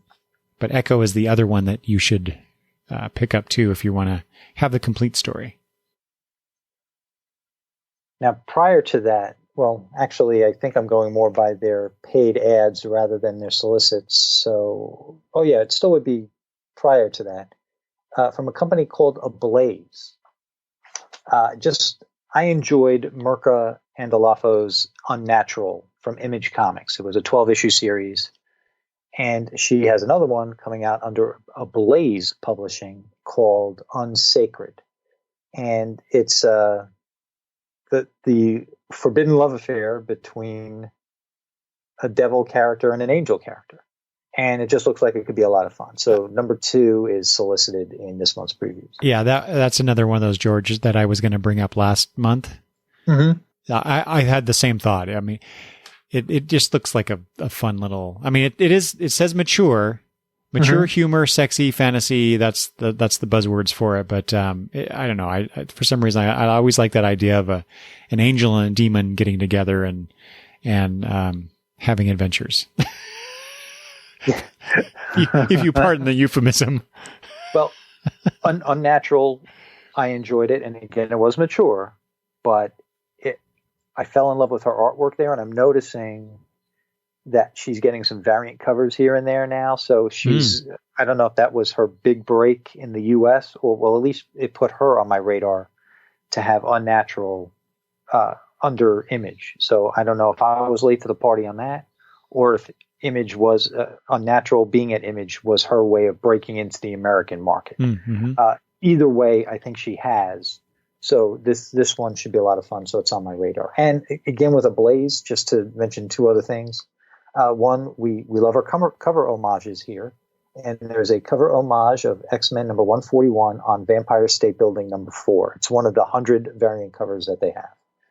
And actually, it's cover C, not to be too facetious here. And then right below it, there's Wild Thing, or My Life as a Wolf, a Fable. And while the solicit is interesting, I like this part here. It's a charming standalone fable-style story with broad age range appeal, and it was recently nominated for Best Young Fiction and Best New Artist for this year's HQ Mix Comics Awards, which is the Brazilian Eisners. Oh, so okay. that might be something to consider, having an artist who was nominated for, here in the U.S., we hold those who are nominated for Eisners in high regard. This might be something to consider. And it's all ages, so maybe something for the kids you can share with the kids, especially if it comes out around the holidays. I'm going to... Who do you have? Aftershock next. So okay. Did you see the Supermom expecting trouble at Action Land on page 250?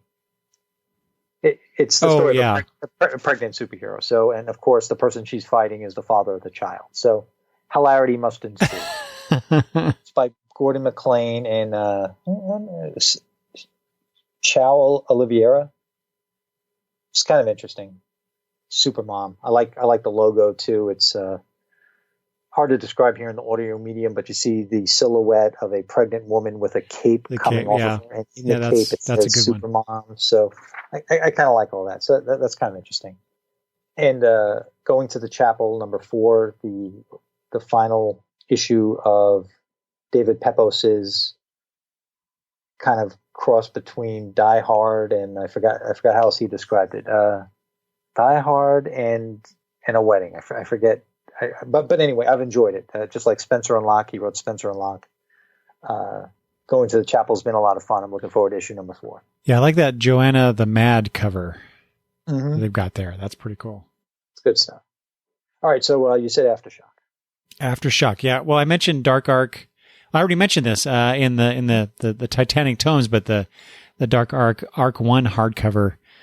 Like I said, so you liked what you read of this? Yeah, I've gotten three trades now, I think, of this, and so this hardcover collects the first 15 issues. How clever! So Colin Bunn and Wando does the art. Yeah, it's been very interesting to read. Yeah. Yeah, this one's on my radar. I don't know if I have $50 for the hardcover compilation, but looks good. And I noticed that all throughout the year, Aftershock's motto has been 2019, the year of reading dangerously. I wonder what 2020 will be. Dun, dun, dun. Tune in next time. Yeah. Oh, and speaking of Dark Arc, okay. I was looking at a bunch of tweets from New York Comic Con, not necessarily announcements, but more like people's experience there. Hey, I saw this, I saw that. I met this person, I met that person. So somebody tweeted about the creative team behind something, and one of the people who was in the picture was Dave Sharp, who is a letterer. Dave Sharp is the letterer on Dark Arc number 3, After the Flood, which is solicited on page 255. So that's the new storyline. Right. I went to high school with Dave Sharp. No kidding. No kidding. He was 1 year younger than me, but he was part of the Art Honor Society. He was more friends with Chucky Baby. Chuck Strauch, the guy who designed the logo for the George and Tony Entertainment Show. He and Chuck were more friends than I was. But grew up with Dave, and looks nothing like I would have expected. Like if you look at all of us in our high school yearbooks, you compare what he looks like now to what he looked like then. I mean, he's like a rocking letterer. Like he's a hard rocking metal letterer. It looks like the way he looks now. He did not look like that when we were younger. But so calling out Dave Sharp, letterer on Dark Arc. In fact, I think he was the letterer on Legion of Superheroes Millennium number 1. Was he? I think so, because because when I read it, I made a point of going, oh, look at this. He's on Millennium. Look at this. I may be wrong about that. I don't have it in front of me to check out, but Dave Sharp, be on the lookout. Great letterer. You would think I would know that, considering that I just talked with Peter about this, but no. Basically, George, things come into my brain, and as soon as I'm done regurgitating them, they're just gone. We all remember particular things. Like, for instance, that the Volume 1 trade paperback compilation of Mary Shelley's Monster Hunter is coming out from Aftershock on page 262 by Adam Glass, who you had on your show when he was writing Rough Riders. Mm-hmm. So, yeah, this is going on the list, George. This one, I've been waiting for this to be collected. You know, I was trying to solicit people to listen to my show, especially by having that Spotify contest. If they did listen to the show, they would know that I am the customer of the quarter over at Comic Logic. Has nothing to do with being a host with one of the people who works there, of course. Of course. But of course not. But one of the books. So as a thing, I got to pick 5 books as George's picks on the shelf, and one of them was Rough Riders Volume 1. Ah, cool. Yeah. And by the way, George, I've been meaning to talk to you about this. We need to get together and finally do that discussion about Rough Riders that we were we got sidetracked. That's what I was trying to say. Sidetracked to just talking to the creative team. So eventually, you and I are going to have to do that. I would love to do that. That'd be fantastic. Oh, and I'll give you another side note about Rough Riders. The last piece of original comic book art I bought was from Rough Riders number 1, Volume 1, number 1. Mm-hmm. I think you showed me that. I think you sent me a picture of that once. Yeah, it's a picture of, it's a splash page of Annie Oakley and Theodore Roosevelt dancing. She is dipping. Yes. That's a good one. Theodore Roosevelt. I'm gonna give the love to Ahoy Comics again. I love Ahoy.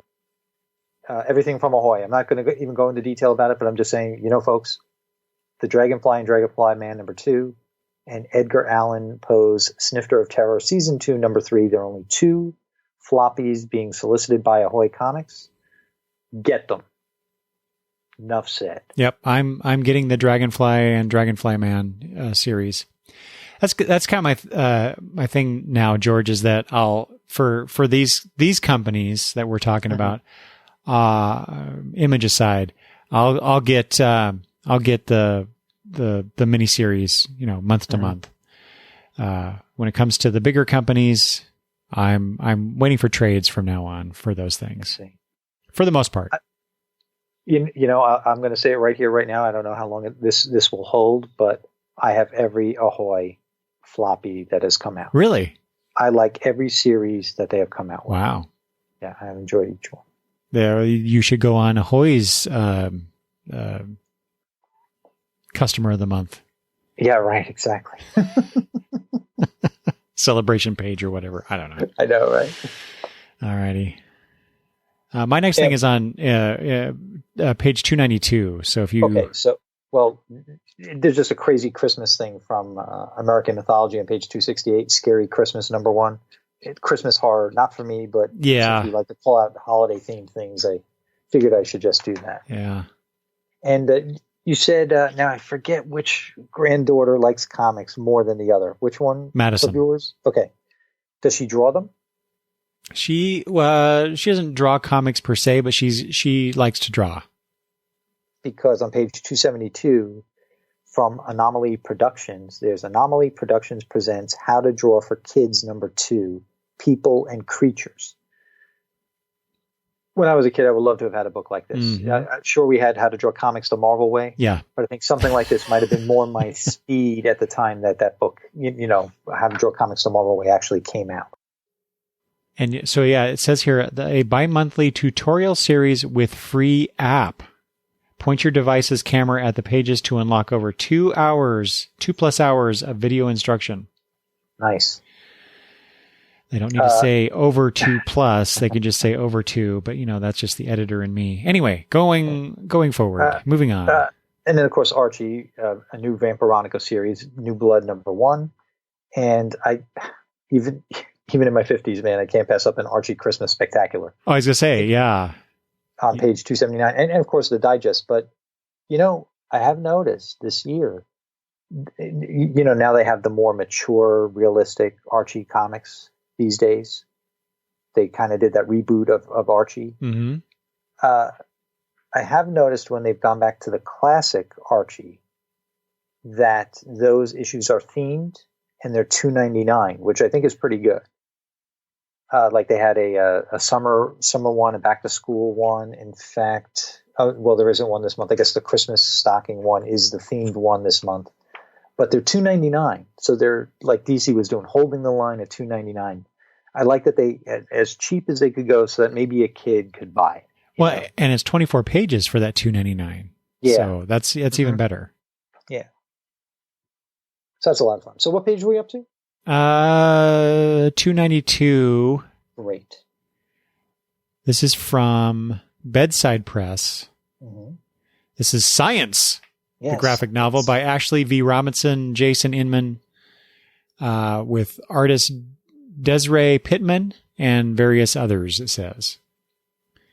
The character, Tamsin, is a 14-year-old super scientist who has just started studying at the Prometheus Institute, the world's most famous and prestigious, there's that word again, science school. She's dealing with all the normal transfer student stress, weird classmates, crushing on her super smart roommate, the holographic ghost of her father, a murder mystery, and a hole in the time-space continuum. Of course. I just think that sounds kind of cool. And it's kid-friendly. Yeah, when I saw that, and I said it the same way in my mind as you said it here. Science. I love it.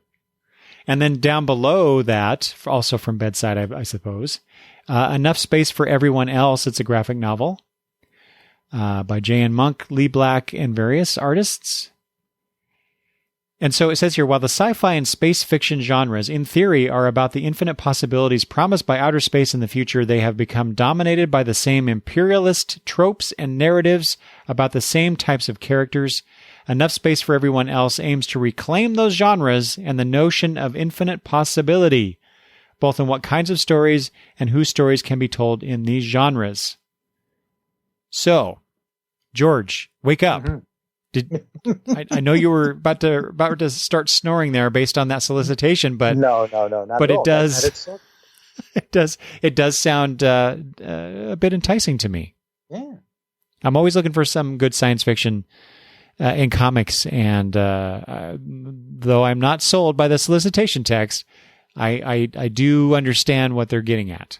Yeah, and it seems like there are different voices and different stories to tell. So you never know. You might get it. Might not be the same old. Yeah. I'm on page 302. Where are you at? I'm in the page before. Okay. What is on the page before? So 301. This is offered again. This is Grimjack, Omnibus Trades. So I've never read Grimjack, George, but I remember seeing Grimjack on the comic stands at my comic shop when I was growing up. And it was something that intrigued me. This is written by John Ostrander with Timothy Truman on art. So I don't know if you're looking for some kind of older books being collected here. And this was a comic that was put out by First Comics. And I think, if I remember correctly, it was Kamiko First, and another one that I'm blanking on at the moment. Those are kind of the first independent comic book publishers that I first became aware of back in the early 80s. And so whenever I see that kind of stuff coming back, I'm always interested to see it. Mm-hmm. All right. Nostalgia. Yeah. For something that I never read. Yeah. Yeah, right. Exactly. Yeah. So what's on page 302 that you have? Well, I'm a big Disney fan. Ah, yes. And a buddy of mine works at Disneyland in California, Rob Shade. He's been on the new show, and he was on the old show plenty of times also. And there is a book called One Day at Disney, Making Magic Every Day Happen. It's one of those reference book type things that you see at Barnes & Nobles and any other brick and mortar store that actually may still exist right now. And what this is, it's a project to capture genuine, authentic, unplanned moments and the employees that bring joy and magic to guests and consumers. A backstage narrative is told visually in stunning photograph. Well, let me rephrase that. A backstage narrative is told visually in stunning photography, from theme parks to our movie studios, from television stages to digital innovations, providing a glimpse into the creative, unique roles played by employees and cast members of the Walt Disney Company. And I'd be curious to see if Rob knew anything about this. Yeah. Just to check it out. Does he appear in it? Yeah, that's the thing. And, he while he works in retail there, he is a graphic artist. I don't think they realize the talent that they have that could have even gone into designing this book. Yeah. that they have right under their noses there in him. But I mean, I'm a Disney fan. Something unique like that kind of interests me, although I'm not going to spend $50 on it, All right. I don't have anything else. Well, actually, it's only a couple of pages later. 306? That was my next stop, too. All those great drawn and quarterly books. Mm-hmm. I already mentioned what you just described. Yeah. Yeah. I mentioned Berlin earlier. Blankets is a great book. You turned me on the Blankets. Did you finally read that? Oh, I did. It was amazing. Yeah. Actually, didn't we talk about it? We did. You're right. I'm sorry. Yeah, we did. On your show. Yeah. Was it my show? I thought it was your show. Yeah, no, it was your show. God, I'm losing track. We're getting old. Podcasting. #podcast life. Yeah, yeah. Mm-hmm. And you read Hostage, right? I haven't read it, but I want to because I'm a big fan of Guy Delisle, and his Pyongyang book also made my list of picks at Comic Logic. So I'm trying to turn people on to his work.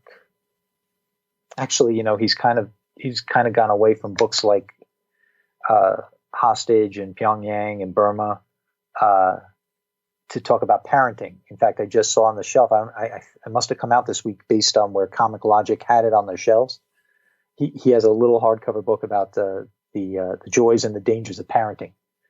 So it might be single panel, jokey observations. I'm not quite sure. This sounds very familiar. I think we have talked about that one. I think we did because it was straying from his previous narratives, the way he was doing things. Now, he wasn't the one in Hostage. He wasn't the one who was taken hostage. It was a Doctors Without Borders administrator named Christophe Andre was kidnapped. And this is his story of being kept in solitary confinement and what he did and the psychological effects of that.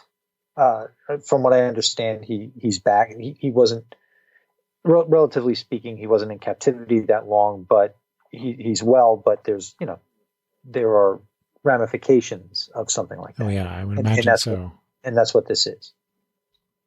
Any other of these Titanic tomes that you wanted to spotlight? No, actually, I just had Blankets and Hostage set up. And I think it's because his wife was a part of a Doctors Without Borders. And that's how he got to go to all these places that he's been, because he would accompany her. And I'm guessing this was a colleague of his wife's. Right. My next stop is Humanoids.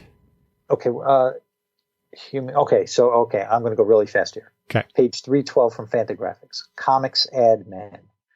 This looks like it's a book about advertisements done by popular comic book artists. Things that have nothing to do with comics, but you could see ad artwork by Jack Davis, John Romita, Ross Andrew, Neil Adams, names that are familiar to your listeners.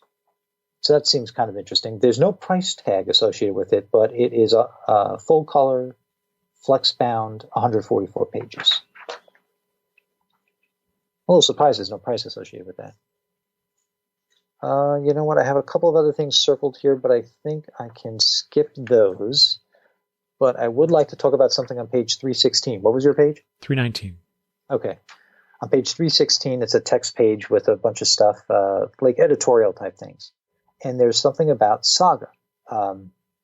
The current price for issue number 1, by the way, is $160, according to the Overstreet Guide. But that's not what got my attention. What did get my attention is that there's a little "did you know" blurb underneath that said that Brian K. Vaughan negotiated in his contract regarding Saga's publication that the cover price will always remain $2.99. So it's taken so long for them to tell their story. Plus, they had this 1 year, year and a half, almost 2 year hiatus, whatever it's going to be. Yeah. Prices have go up, right? But he has negotiated that the price of that book will always be $2.99 until the series concludes, and that there will never be an issue less than 22 pages. Mm-hmm. So that's kind of interesting. That's almost like somebody prior to all of the deals that go on, where people get back end deals, or somebody creates a character, they can get a piece of the action if something happens in other media. The pioneers of that were thinking ahead, and it seems like he's being a pioneer in some way to negotiate that his book will remain a particular price for his fans. They will always get a certain number of pages of content. It's better than a writer that you don't want brown M&Ms. You know what I mean? Mm-hmm. This is pretty interesting, and this may be something that other writers and artists do in the future. This may be a new wave of writers. As long as the publishers can support that, yeah.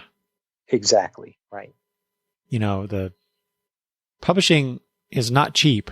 And I mean that in terms of putting ink on pages and binding them together and shipping them. It's not cheap. So, I mean, it's great that he was able to get that in his contract and give us the comic as he did. But, yeah. Interesting. I would never have guessed that. Okay, so where were you at now? 319. Okay. Oh, I said 16, right. But I meant 19. All right, so 317. You were talking about Charles Soule because of what was it, Undiscovered Country that he did with Image with Scott Snyder. Well, he has his new hardcover prose book called Anyone. Yes. And I mean, besides your comic book shop, this will be available at local bookstores and stuff. But it seems kind of interesting. But you know what? I'm just going to call it to everybody's attention that Charles Soule has a new prose book out. You can check out the solicit because we're going so long here. Unless you want to read the solicit, go ahead. No, I the only thing I will say is that it's funny you bring that up because just today, and this is October 9th as we record this, I was listening to an episode of Stegman and His Amazing Friends, which is rebranded as Chip and His Real Friends. Okay. So this is Chip Zdarsky taking over. I'm a little confused about it. Oh, so he took over. He took over Ryan Stegman's podcast for, okay. I'm guessing an episode, but it was one of the most hilarious things I've listened to in a while. But on it, Chip Zdarsky called Charles Soule, and Charles Soule talked about this book, about the fact that this is exploring over a certain time period how people can inhabit the bodies of other people, and that they get to experience life literally in someone else's shoes. So I thought that was an interesting concept. There was did you read the Wild Cards books? Some of them, the early ones, yeah. Yeah, okay. Edited by George R.R. Martin. After the first major arc of 6 or 7 books, they introduced characters called jumpers. Yes. And they could jump from one body to another, but of course they were committing crimes and doing things that they shouldn't be doing.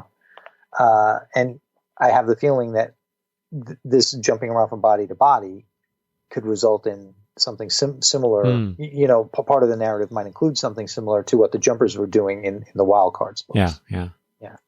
Okay. On the same page on 317, just calling out, it looks like a holiday issue of Heavy Metal, number 297. Okay. All right. So Humanoids, 319. I've talked about this before in previous episodes of previews, and this is Strangeland. So this is the first volume collected. So I'm going to add that to the list. Just want to point that out. So you haven't read it yet? Nope. Okay. Written by Mags Visaggio and Darcy Little Badger, with art by Guillermo Sana. And I had it circled also. Looks interesting. It's almost a take on Quantum and Woody, right? Where the characters can't separate, or else some sort of major catastrophe is going to happen. Yeah, good point. And of course, they probably don't get along. Yes. On page 320, there's another holiday themed book called Pink Lemonade Holiday Grab Bag is the publisher called It's Alive? Yeah, I guess so. Yep. I don't know what pink lemonade is. I have no idea either. Looks like it might be maybe an anthology of some sort. It says learn more about the mysterious pink lemonade in this holiday collection. Mm-hmm. So there you go, George. Yeah, I have to do it. Perfect opportunity for you. All right, where are we off to now? I'm at 329. Okay, go for it. This is from NBM is the publisher, I guess. I've never noticed this before, but anyway, here is this hardcover graphic novel called Equinoxes by Cyril Pedrosa. Mm-hmm. In an equinox, day is as long as night, as if the world found perfect equilibrium between the shadow and light, a fleeting equilibrium similar to the stakes of our human destinies. See, here we go with the highfalutin text. Just tell me what it's about, damn it. Highfalutin. Segmented into 4 tableaux for 4 seasons. Then this is where I got interested. Unrelated people of all social backgrounds seeking equilibrium cross paths with other solitudes, weaving in and out of one and others' lives. That's a weird sentence. All captivated and tormented by the enigmatic meaning of life. Well, they're just hitting all the bases there with that one. But anyway, it does sound intriguing though. But $45 for that though. That's a bit pricey for me. Mm-hmm. Well, on the next page on 330 for $40, Portugal, the hardcover graphic novel, another hardcover graphic novel by Cyril Pedrosa. A comic artist is suffering writer's block, and he's invited to a comics convention in Portugal. And that happens to be where he is from. And I guess it's going to be a visual feast of places in Portugal, maybe the architecture, the neighborhoods. And apparently it inspires him. He visits family there. At first it seems like he feels like a foreigner because he doesn't speak the language. As time goes on, he kind of absorbs the zest for life that the denizens of the town he's in has. And I've said it before on the show, I'm starting to like books like this more than that one sounds books. Really cool, actually. But of course, I don't have $40 to spend on it, unfortunately. But Portugal, the hardcover graphic novel, maybe you do, Mr. or Miss Listener. Yeah, that sounds even more interesting than the one I just talked about. But you have anything at Oni Press or one thing at Oni? Mm-hmm. 338. Okay, before you do that, on page 332, did you find it funny that Invader Zim said number 50 of 50? Yeah, I did. Okay, all right. I just wanted to. Yeah, that's good. Yeah, that's good. You can only pull off that stunt once. Yes, right. Mm-hmm. At the end of your tether is a new book, a trade paperback for young adults by Adam Smith, Vivi Glass, and Hilary Jenkins. It says here, for fans of brick or paper towns, comes at the end of your tether, a story of a boy who goes searching for his missing ex-girlfriend, only to discover that some things aren't meant to be found. Yeah. What I like about it is that cover image is really cool. Yeah. Oh, and the artwork's great. And then the accompanying artwork, the 4 preview pages that we get. The colors in this are fantastic. And this is something that I might want to read eventually. But man, I love that cover. That's what drew me in, was that cover with the the silhouetted character walking into the distance. You got to look it up. I'm not going to try and explain because it would take me too long, but I just think it's really cool. I have something on page 346. Okay. Did you have anything prior? Nope.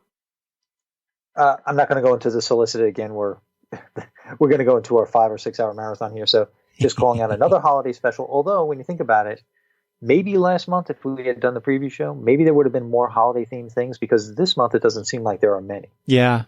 I seem to recall in the past, in December's past, that I have been disappointed at the comic book shop that there, as the weeks go on and they get toward Christmas, that there's really nothing on the shelves. Now, there might have been stuff in November, but I'm really looking for stuff in December. Right.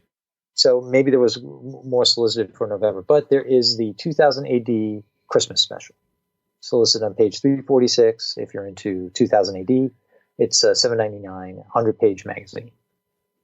One of these days, I'm going to get that magazine. I've never done it. And then just below that, the Judge Dredd magazine, number 415. I only point this out because it says, the cover title says Silent Running. You know, just a play on that classic sci-fi film. But it's the silent here is spelled PSI, as in, you know, psionic, or was it psychop, or I don't know what. I don't know enough about the Judge Dredd universe, but I know one of the characters has psychic abilities. At least, yeah, I know nothing either. At least I got that from the Judge Dredd movie that I watched, and not the Schwarzenegger one. Oh, okay. the Carl Urban one. Alrighty. On the next page, I swear to you, this person is not related to me, but anybody with the last name Hanna, I have to look at what they're doing. And writer Erin Hanna has written a book called Only at Comic-Con: Hollywood Fans and the Limits of Exclusivity. And it's an examination of how big media has kind of taken over Comic-Cons, especially the one in San Diego, and how it's not so much about the comics. And it's a comics journalism book, $29.95. Might be an interesting read, but again, Erin had no relation as far as I know, but had to call it out. Well, on that same page, and I wasn't going to mention this, but since we're here, and I just noticed this is from Running Press, the Starfleet or Star Trek Body by Starfleet, a fitness guide. There you go, Eric, for your New Year's resolution. Oh my God. Just in time. You know, I can appreciate, here's some soapboxy commentary. I can appreciate when CBS took over Star Trek, when they acquired that a few years back now, they really pushed it, the marketing aspects of it. And we got a lot more Star Trek material out there in the market. But then you get things like this where, you know, I'm trying to understand who would buy such a book. Well, isn't this like, didn't the DC superheroes have a cookbook back in the 70s? That's or the 80s? Different. You know that. Come on, George. All right. I know. I'm being a snob right now, but. Oh, and I guess I should have mentioned who the publisher of Erin Hanna's book was. It's Rutgers University Press, which I think is just a little bit of prestige. Prestigious. Yes. There's that word again. That's the word of this episode, folks. Prestigious. Well, that's the problem. I don't have my thesaurus with me. I don't have an intern. All I have is the one word written down, and that's it. I don't know any other synonyms. On page 349, The Mall, number 6. Looks like it's the last issue, but I'm only calling it out because it has yet another 80s homage. It's the cover homage has a Risky Business, the poster for Risky Business.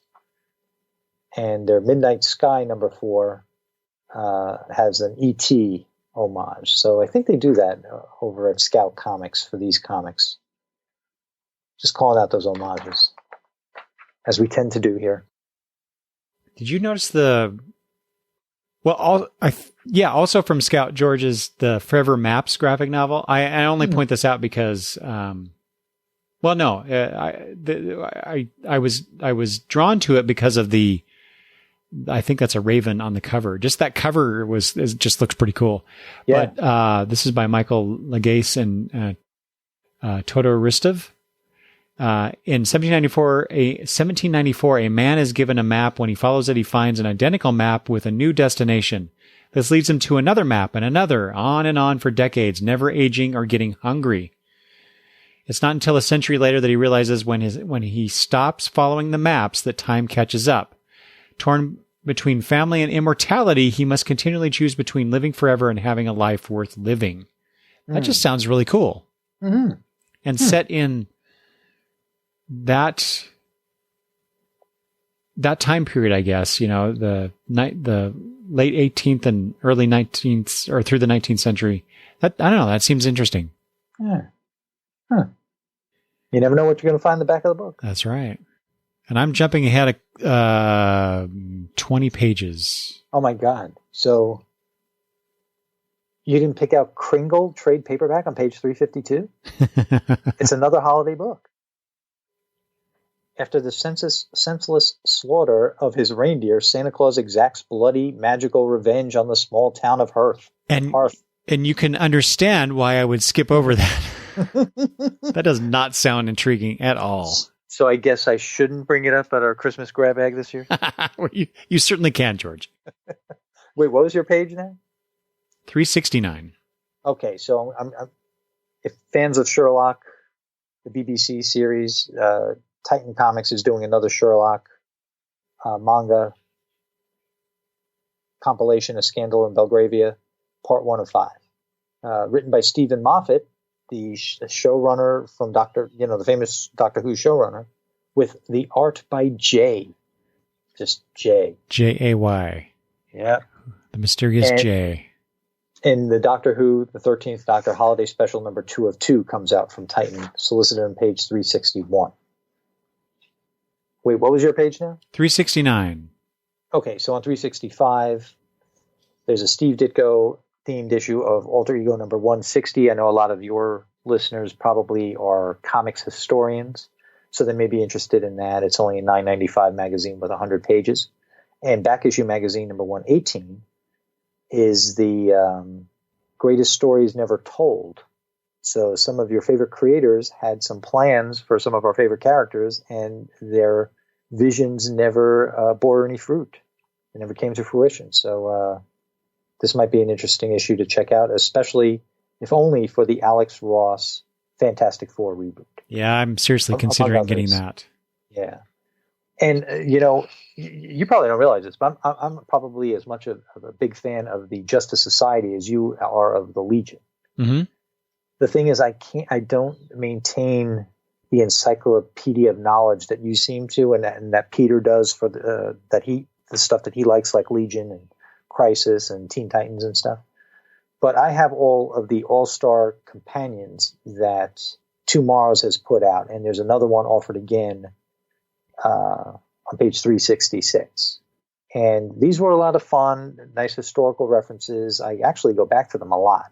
I don't know why, especially since right now, I mean, they're only bringing Justice Society back now, but I was kind of getting my fix by going back to these compendiums. So the All-Star Companion, definitely a fun book for your history buffs out there. All right, you're up, man. 369, you say? Well, yeah, and considering that you just mentioned Legion and Legion Past, I really only wanted to... See these planned segues? Yeah. I'm sticking to the script. I really wanted to point this out because of who is writing this. This is from Valiant. This is The Visitor. It's a number 1 of 5 miniseries, mystery sci-fi series. I don't know anything about this book or anything, but it says here, written by industry icon Paul Levitz. He makes his Valiant debut with this book. It says here, this is how the world ends. Unstoppable, untraceable, unkillable, of course. This is how he changes the world. Who is the visitor? Why are the leaders of the world terrified of him? And will they live long enough to find out? Doesn't sound like something I particularly would want to read, but I like I said, I wanted to point out that Paul Levitz is doing something, doing some comic work outside of DC. I know he's done, I think there was one other thing that I had noticed in previews past that he was doing, but he seems to be doing more work these days. So Valiant is another company that kind of falls into that mold I was talking about with James Bond. But the thing is, if they're trying to stick to some sort of continuity within their universe, this renumbering and all this stuff, okay, the Visitor is a new character, but the renumbering they do with their core characters, I mean, even if I wanted to jump in, I'm not going to because they totally turned me off with that. So, I would agree with you there, yeah. Yeah, so I mean, I think that's now there are people who probably love it and they keep up with it, so the renumbering may not matter, but to a guy like me, it just seems like I don't know where to jump in. And to be honest with you, I'm on the fence of jumping in. So because you do it this way, you've pushed me over the side of the fence that is not making me buy your product. Mm-hmm. So, but again, I'm in the minority. So say that you're not reading a whole lot then based on that. Yeah, right. Everybody's doing that nowadays. I know. Do you get anything from Vault? I didn't. No, I'm not getting Okay. anything from Vault. Okay, well, I mean, it's still going on now. I'm reading Queen of Bad Dreams, and I'm enjoying it, and the trade paperback compilation of it is solicited on page 374. Yeah. So you like that book? Yeah, I liked it. I mean, I'll be 100% honest with you. I think I like the story better than I like the art. Some of the artwork doesn't seem very consistent, and sometimes it's a little difficult for me to follow a little bit, but I like the concept and I like the story. That was something, when it was first solicited, I was interested in it. Mm-hmm. But I am, and I mean, they're soliciting issue number 3 here, so I haven't read any of it yet, but I'm interested in the mature-themed book called Money Shot, and that is solicited on page 377. So I think I talked about it when number 1 was solicited the last time we convened. So I haven't gotten number 1 yet. But, I mean, it's written by Tim Seeley's one of the co-writers, so I think it should be a lot of fun. George, that's all I had in the big book. Yeah, so should we go over our manga really quick? Sure. Our great titles in manga? What do you got this month? We have Saki, the Succubus Hungers Tonight, Volume 1. That seems to be one of the primary things that's coming out, that they're really heavily soliciting. However, when it comes to our great titles, we have on page 409, The Genius Prince's Guide to Raising a Nation Out of Debt. Hey, how about treason?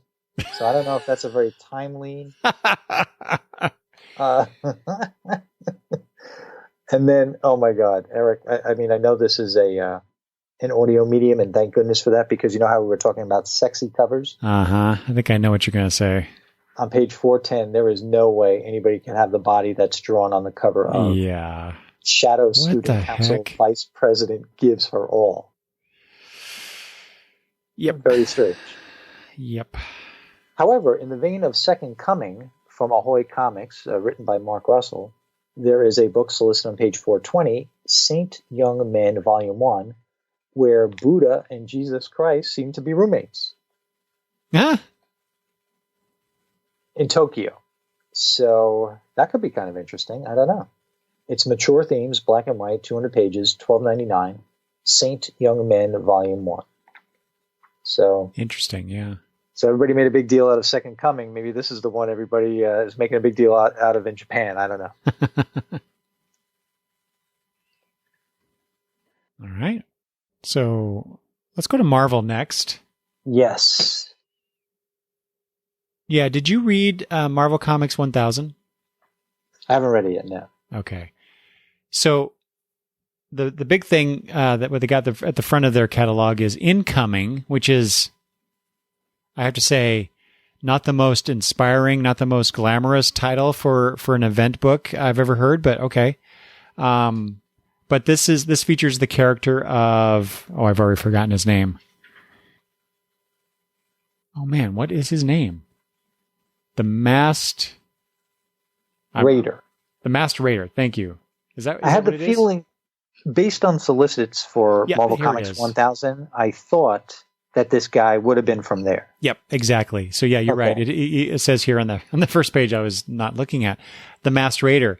So this character was kind of like the through line in Marvel Comics 1000, and so now they have this whole mystery type event thing going on in the Marvel universe surrounding this character. So if you're into that kind of thing, it reminds me a lot of Event Leviathan, and maybe with a dash of Heroes in Crisis. This is Marvel's answer to those things. I don't know.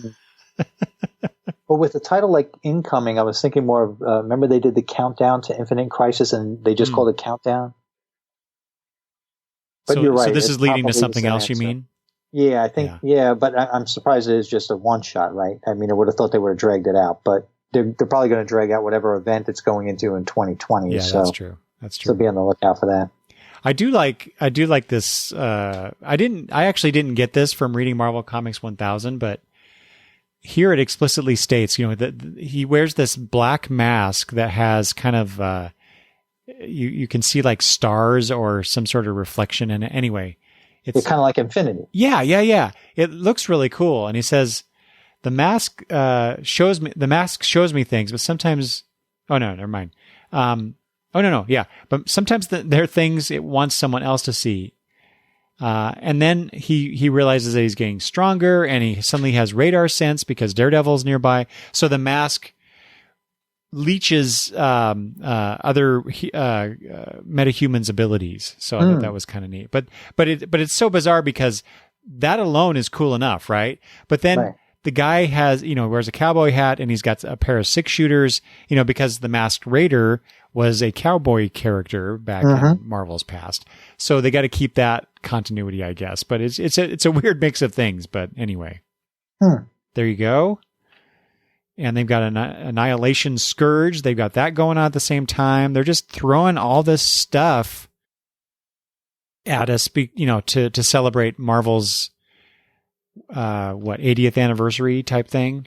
Yep, exactly. And then there's one other thing that they're doing besides those two things. What was it? We got the X-Men stuff going on, but the 2099 stuff. Oh yeah, you got 2099. So it's like they're celebrating their past and bringing back all their past hits. Well, the thing about 2099, which is a very fortuitous coincidence. It's their 80th anniversary now, and 80 years from now is 2099. Yeah, they point that out. I thought that was that's really interesting. I don't know what to make of that exactly, but okay, it's a nice little data point. Okay, so Incoming. Are you interested? Are you curious enough to get Incoming for $10 for however many pages it is? No. Okay. Annihilation Scourge. Did you read the original Annihilation titles? I did. So what about this new news? Okay. Okay. What about the 2099 stuff? Were you into that back in the day? I was not. So this means nothing to you? Pretty much no. Okay. So much like you, I probably will get Incoming, but I probably will not get the resulting thing that follows. But I'm interested in, maybe it will depend on what I think about Marvel Comics 1000, 1001. But I think I might want to get this just to kind of be in the know. And then I'll just rely on podcasts to tell me all the rest. So are you saying that though, because this Incoming is a one shot? It's easy to get it and be done, or? Yeah. And I say that now, but again, I might not want to spend the $10 on it. So you never know. Yeah, because if this is leading to some line-wide event thing that they want to do, it's going to be, a multi-issue thing. So sure, but the setup, I might be enough interested in it, just like I'm reading Millennium. I mean, they may as well just call these books prologue at that point. So, which is essentially what they are. Yeah. While I have an Annihilation hardcover book on my bookshelf, which I have not read yet, I don't know what the order of the Annihilation books are.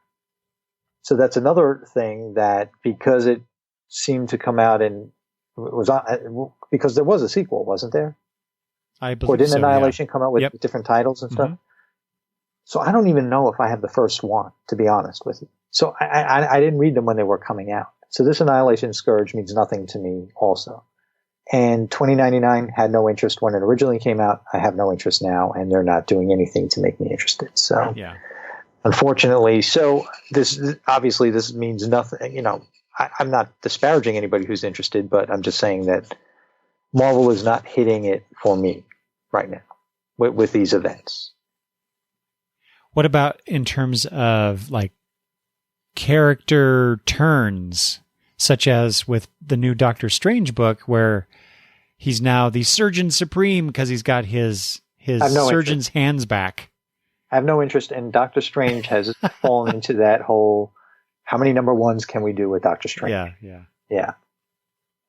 Although, the Toon Tumbler I drink out of is a Doctor Strange Toon Tumbler, and the picture that Rodney from my co-host on the show photoshopped of me for the photo that accompanies my picks at Comic Logic for being customer of the quarter is my head on top of Doctor Strange's body, which I guess I should post on social media.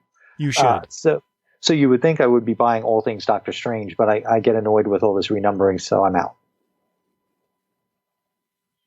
Well, they certainly are doing a lot of one-shots. Have you noticed that the last few previews for Marvel? Yes.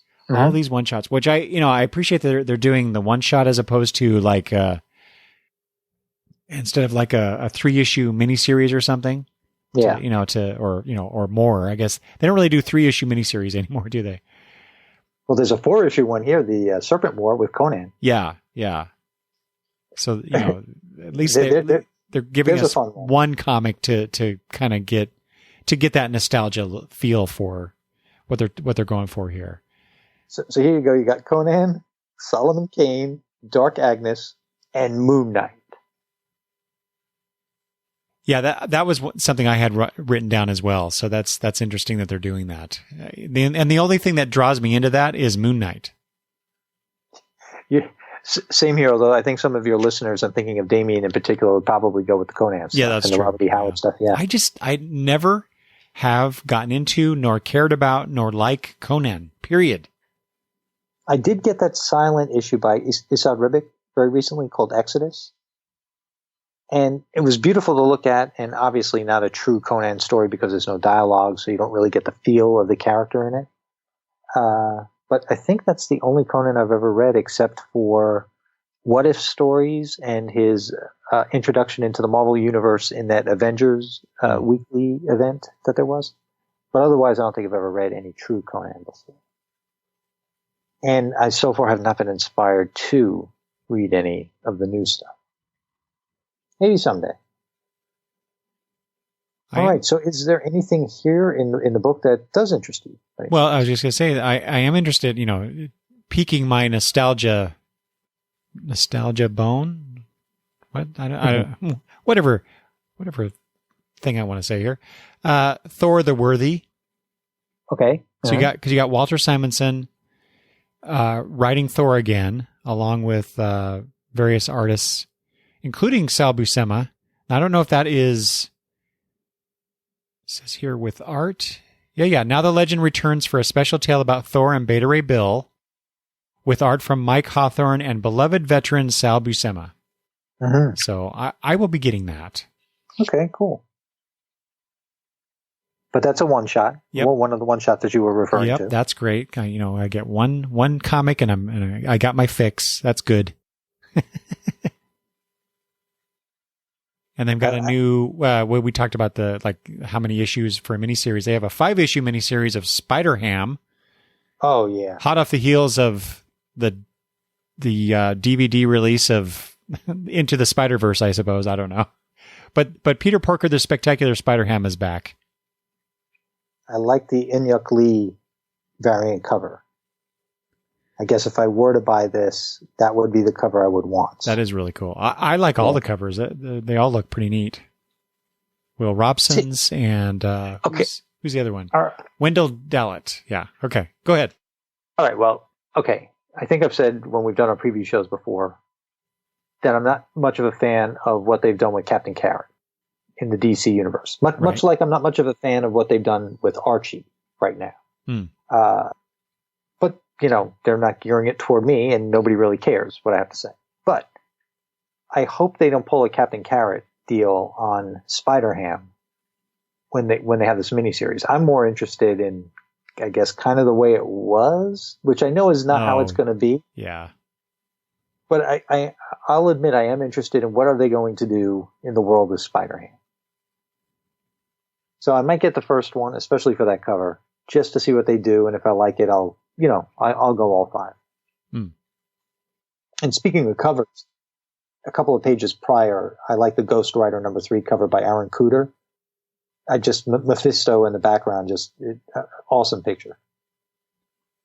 Not like I'm going to buy it, but there's some probably Ghost Rider fans that listen to your show, so calling out that since cover. Since we're talking about covers, even further back on page 40 is that Venom 2099 cover by Clayton Crane. Yes. Mm-hmm. That's pretty neat. Yeah. For some reason, I'm not sure why, but I really like that one. God, there are so many pages of Spider-Man related and X-Men related stuff, though, isn't there? Yeah. Like this whole Venom Island thing on page 67. I mean, I'm totally not interested, but I bet you there's people just like salivating over seeing this. Well, they got Venom, they got Absolute Carnage. Mm-hmm. Yeah, it's a big thing here. Yeah. I don't really feel like I'm missing out on anything, and I'm glad that it's popular, but it's just not for me. And the only other thing I'll mention in the Marvel book is that Jason Aaron's Thor run is coming to an end. Yeah, so this is actually the last Jason Aaron written Thor book now? I believe so, yeah. They and at New York Comic-Con, they announced the new creative team for the new Thor book that's coming out next year, I think. Yeah. Another new number 1. Yep. Mm-hmm. So King Thor number 404. Nice. So that was it for the Marvel book? That's it for me. Let me see really quick. I mean, let's face it, they've been leading up to this all year, but in Iron Man, finally, because in the next previews, they'll be soliciting for January 2020, mm-hmm. and Iron Man 2020, they've been leading up to this. It looks like Arnold Stark is finally going to be here as Iron Man, so you never know. It's written by Dan Slott. So they're setting this up. Yep. So Tony Stark, Iron Man number 19, the Ultron Agenda finale. It's got to be leading into Iron Man 2020 next year. So they've been leading up to that all year. Yeah. Yeah. I saw Dan Slott on Twitter mentioning something about that. So yeah. What do you remember what he said? Just that he'll be writing Iron Man 2020 in 2020. In 2020. Yeah. And you know what? I really don't think I personally have anything else that interested me, but for the listener, maybe they might be interested in the whole thing about Star Wars. The next phase of Star Wars, they have a bunch of they have a one shot. They're closing out a bunch of series, it looks like, and I think what's going to happen, based on what I heard from New York Comic Con, that Charles Soule is going to start a new Star Wars series, and that's going to take us after Empire. So just like this first series was after A New Hope, the next series is going to start maybe with a new number 1. And it will take place after Empire Strikes Back. Huh. I might have to check that out then. Yeah. And you know what? I had the feeling that would eventually be the way they would go with this. Mm-hmm. You can only tell so many tales in between the two, between each movie. You told your tales. Now it's time to move on to the after the next movie. That kind of thing. So. There were no trade paperbacks that interested you? Oh, the Invisible Woman one. Mm-hmm. But yeah, nothing really. I have written down I like the variant cover of the Astonishing X-Men Omnibus on page 109. The X-Men reading their own book kind of thing. The She-Hulk by John Byrne Omnibus is on page 112. I like that She-Hulk series. That was a lot of fun. Now, do you remember, was it last previous episode we did, or the one before, Spider-Man Full Circle? Do you remember that book? Yep. Now they're offering a hardcover version of that for $30. Yep. I don't understand that. Yep. Is it the exact same book? It can't be. It's 128 pages, so... Okay, so yeah, there's got to be other content in there. Well, no, it says Collecting Amazing Spider-Man Full Circle. Just interesting. I don't understand that. Oh, it does say a sensational array of surprises and extra features. Oh, okay. There you go. So make it worth the $30, I guess. There's everyone's, there are evergreen titles out there, and one of them is Daredevil, Elektra, Love and War, Gallery Edition hardcover, solicited to come out in March. And that has Marvel graphic novel, Daredevil, Love and War, and Elektra Assassin 1 through 8. And I used to love those Marvel graphic novels, like the original Marvel graphic novels where they would have those one and dones in there. Yep. Yeah, so, I've got that somewhere in one of the boxes, but if no one's ever read that, maybe they might want to pick that one up. And hot on the heels of that issue of Crazy that they solicited 2 months ago. Mm-hmm. Crazy #1. Now they have a Crazy trade paperback, and it's got material from the old Crazy, the Marvel's competition for Mad Magazine. So that could be a lot of fun, a little historical parody and satire. And that's all I have myself. All right. And you know what? Unless, there was a mention kind of that the issue of Savage Avengers that's solicited in here might have a holiday theme in it. Otherwise, unless they snuck it else past us, I don't think there was any holiday stuff in the Marvel catalog. No. Yeah. I don't recall any from last month either. Yeah, so a little disappointing. Okay. All right, the last DC, part. huh? Yeah, here we go. Here we go, kids. DC. So, Eric, was this the best for last? No. Okay. Although from my listing, there maybe, I don't know. Okay. But to start off with, on page 2 is this. Not usually. This You're the Villain stuff. Not my cup of tea, but. So the whole thing, Hell Arisen on page 1, just didn't do it for you? I didn't think so. Yeah. Okay. But the next one, Harley Quinn, Villain of the Year, written by Mark Russell and Mike Norton on art. Who will be DC's Villain of the Year? You decide. Mm-hmm. And so you get this. It says, "Don't miss out on a one-of-a-kind comic book experience." I'm not sure why it's one of a kind, but okay. With the winners decided by you, the fans, us, the fans, we, the fans. Who will be crowned DC's Villain of the Year? Go to dcvillainoftheyear.com for more information.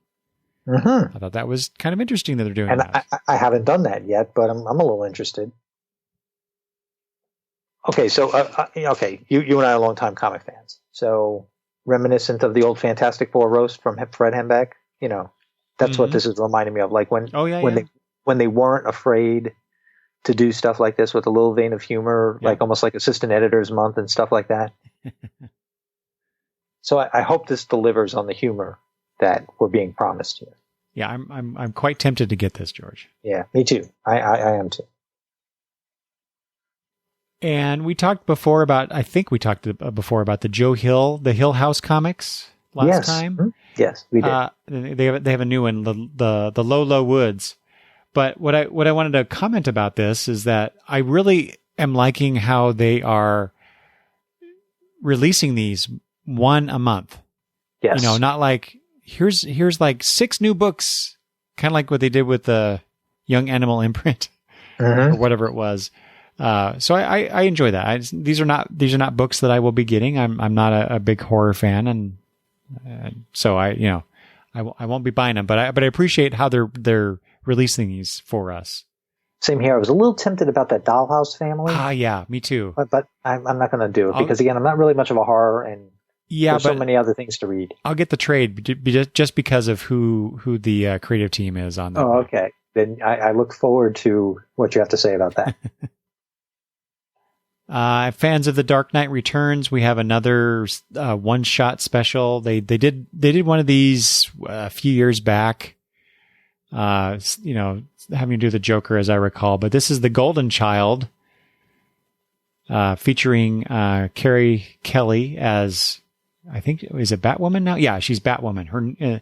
Her new role as Batwoman in this. So you get to another story set in the Dark Knight universe. Mm-hmm. So this whole Year of the Villain, Batman Who Laughs, this whole thing where the Batman Who Laughs is gathering his, I forgot what he called them, but he's infecting some of our favorite characters. Mm-hmm. So you did see who he's infecting on page 8, right? To round out the team that he has in that comic that is solicited on page 1. Especially the infected Deathbringer, #1. I would think you and Peter Rios would not be happy about that. George, to be quite honest, I just totally flipped past all of those, the infected stuff. I did not even realize that was Donna Troy. Yep. Mm-hmm. I am rage not buying this. Mm-hmm. There you go. Now, what about this New Year's Evil #1 on page 9? Well, that's their holiday special this year. So I think I'm going to get that one. Well, you know what? I say yeah, but at the same time, because I always get DC's holiday books just because I love those things, even though they're way overpriced. But it's featuring the villains. I'm just so not into the whole Year of the Villain thing. I'll probably get this though, just because I like the holiday stuff. Well, I don't know. Did I mention it the last time? I was disappointed in the summer one. Yeah, I was too a bit. Yeah. But that's the chance you take with anthology books like that. True. Here's another Tales from the Dark Multiverse again, right up your alley. Yeah, the Judas Contract. Yeah, gonna do it? I don't know. Uh-huh. I don't know. Okay, it's a one shot, just like all those other takes on other big DC events. Okay, you know something? I think we missed this from last month because we didn't record. Do you see that on page 11, the facsimile edition they have of Crisis number 8? Mm-hmm. Okay.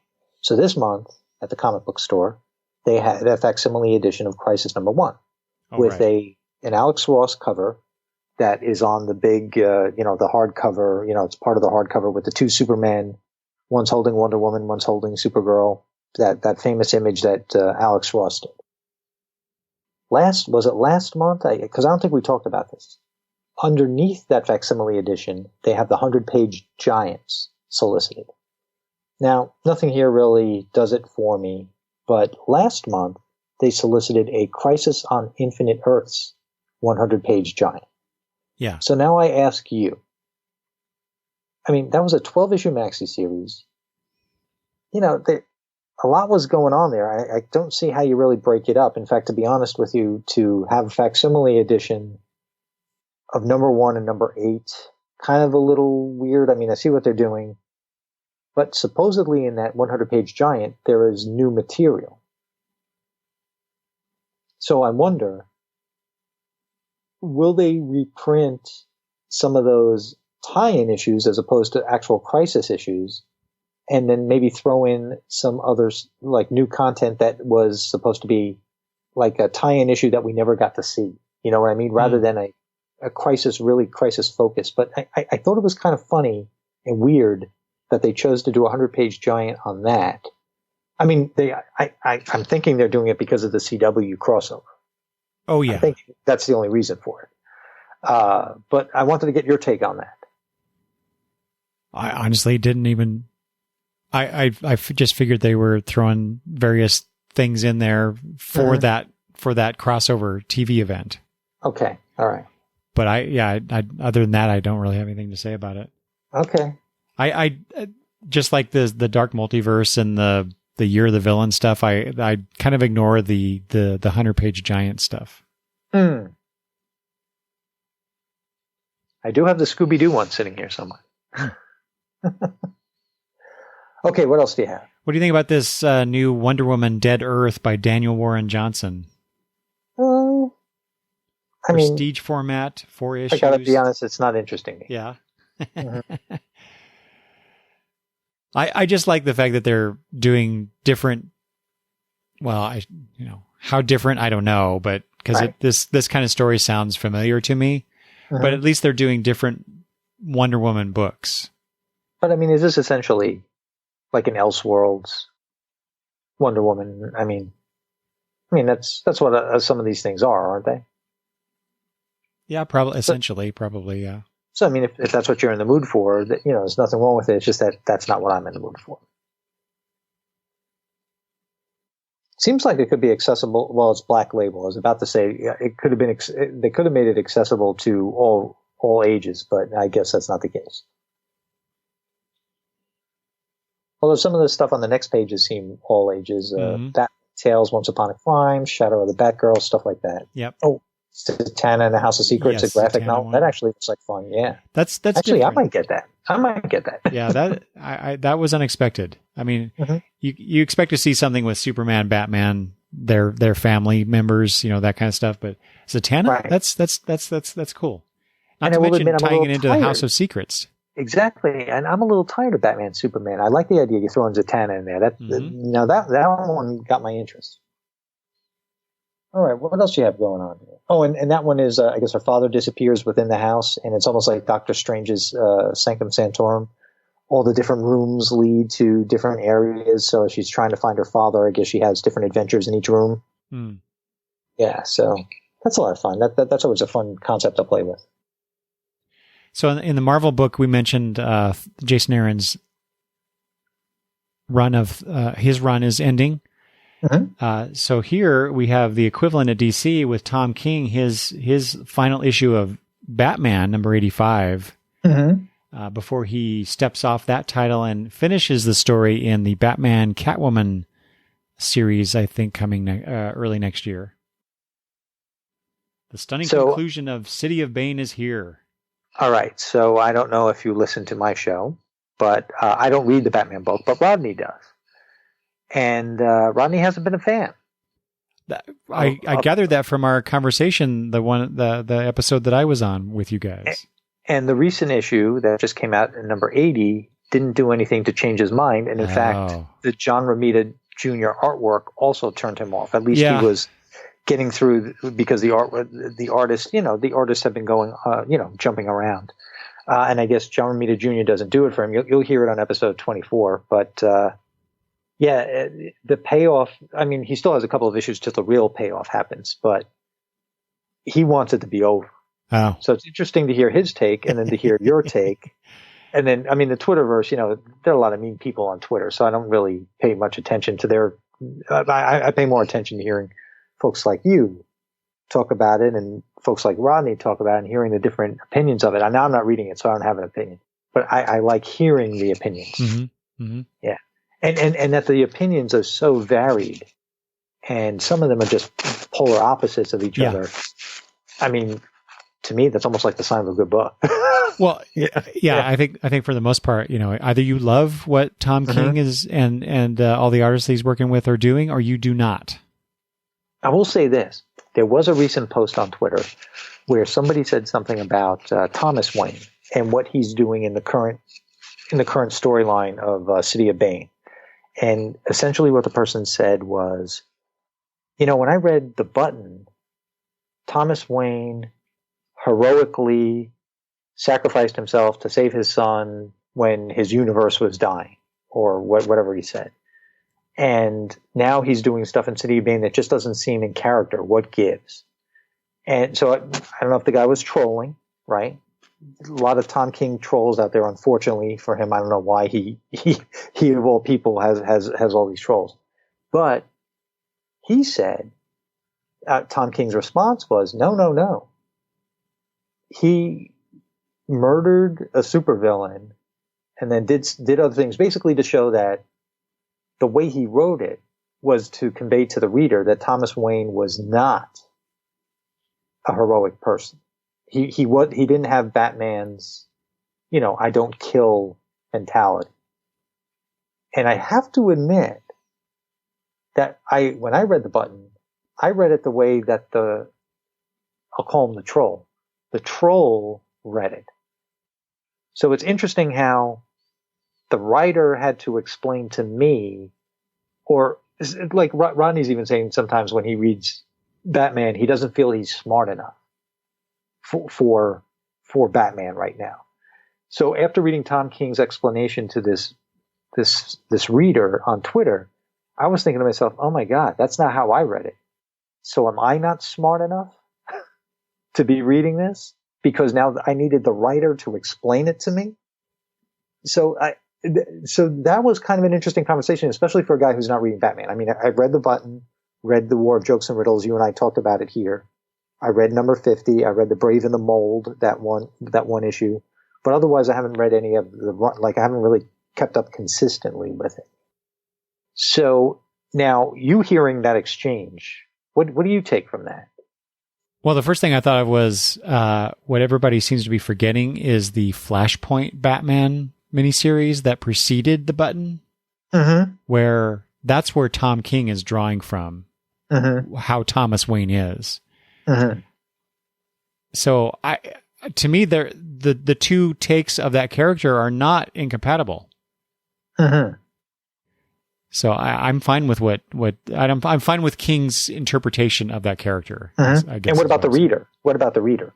Well, that's why I say I think people are forgetting the Flashpoint miniseries, Because if you read that, then you would know that he's not a heroic character. Mm-hmm. He's a Punisher. He's more Punisher-like than he's Batman. And I'm trying to remember how he was in the Earth 2 book. I mean, I guess he was portrayed that way there also. He was in the Earth 2 book. Thomas Wayne? Yeah. Because they brought back Batman in there. That was Dick Grayson, I thought. Oh, I thought it was Thomas Wayne. I thought that's where they were pulling from. I don't. If so, I don't know. I don't know who that was. No, you're right. You are absolutely right. You're right. It was all part of the Flashpoint thing. You're right. I'm sorry. I'm confusing my storylines. You're right. Because Earth 2 was part of New 52. Yes. Sorry. You are correct. Right. So what I read was the Flashpoint. That's right. Okay. See, but I didn't. The reader, even so, I held the reader's perspective of Thomas Wayne being heroic in his own way. Well, I think that's just because that was a very powerful moment.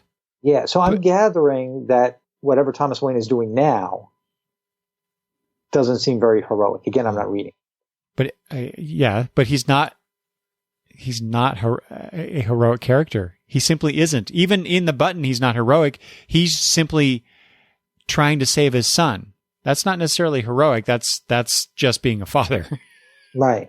And in fact, his message was quit, right? Wasn't his message quit? Don't do this anymore? Don't be Batman. That was his message. And what he's doing in the series now is, again, trying to convince his son not to be Batman. And he's doing that in very questionable ways. I see. Okay. And those questionable ways are probably what the reader wasn't quite getting. Probably, yeah. Okay, I see. Mm-hmm. But to me, like I said, to me, that it totally makes sense. Okay. Nice. See, but that's what makes a good story, right? The fact that we're debating this, or among other people, discussing it. Yeah. It's one of the reasons why I think it's one of the greatest runs of Batman of all time. Okay. I'd be reading it if Bane weren't in it. I hate Bane. Yeah. Once I saw Bane was the catalyst in number 50, I was like, I'm out. Well, I would have had 30. I would have had 35 issues of Bane. I don't need that in my life. Well, another character that's out. I'll take that segue, George. Is Deathstroke. So Deathstroke number 50 is the final issue of this comic. It's written by Christopher Priest. I quite honestly didn't think that this comic would make it to 50 issues, so I'm very surprised. But I know that it's been long been a fan favorite, especially since Christopher Priest was doing it. So there's that. And then Detective Comics 1017, written by Tom Taylor. This is a special. I don't know. It says no. It does. It does say this. Don't miss this special tale by guest writer Tom Taylor. This is probably going to be my final issue of Detective Comics that I'll be getting. No. You got to go to 1018 because I think it's holiday themed. Okay. Where are you seeing holiday there, George? Why did I write this down that it might be holiday themed? Hold on. He's cold, alone, and missing one of the very foundations of his life as both Bruce Wayne and Batman. Well, that sounds Christmassy to me. Yeah, I think it's because of the cold. Can Batman sign? I don't know what made me write that down. You're right.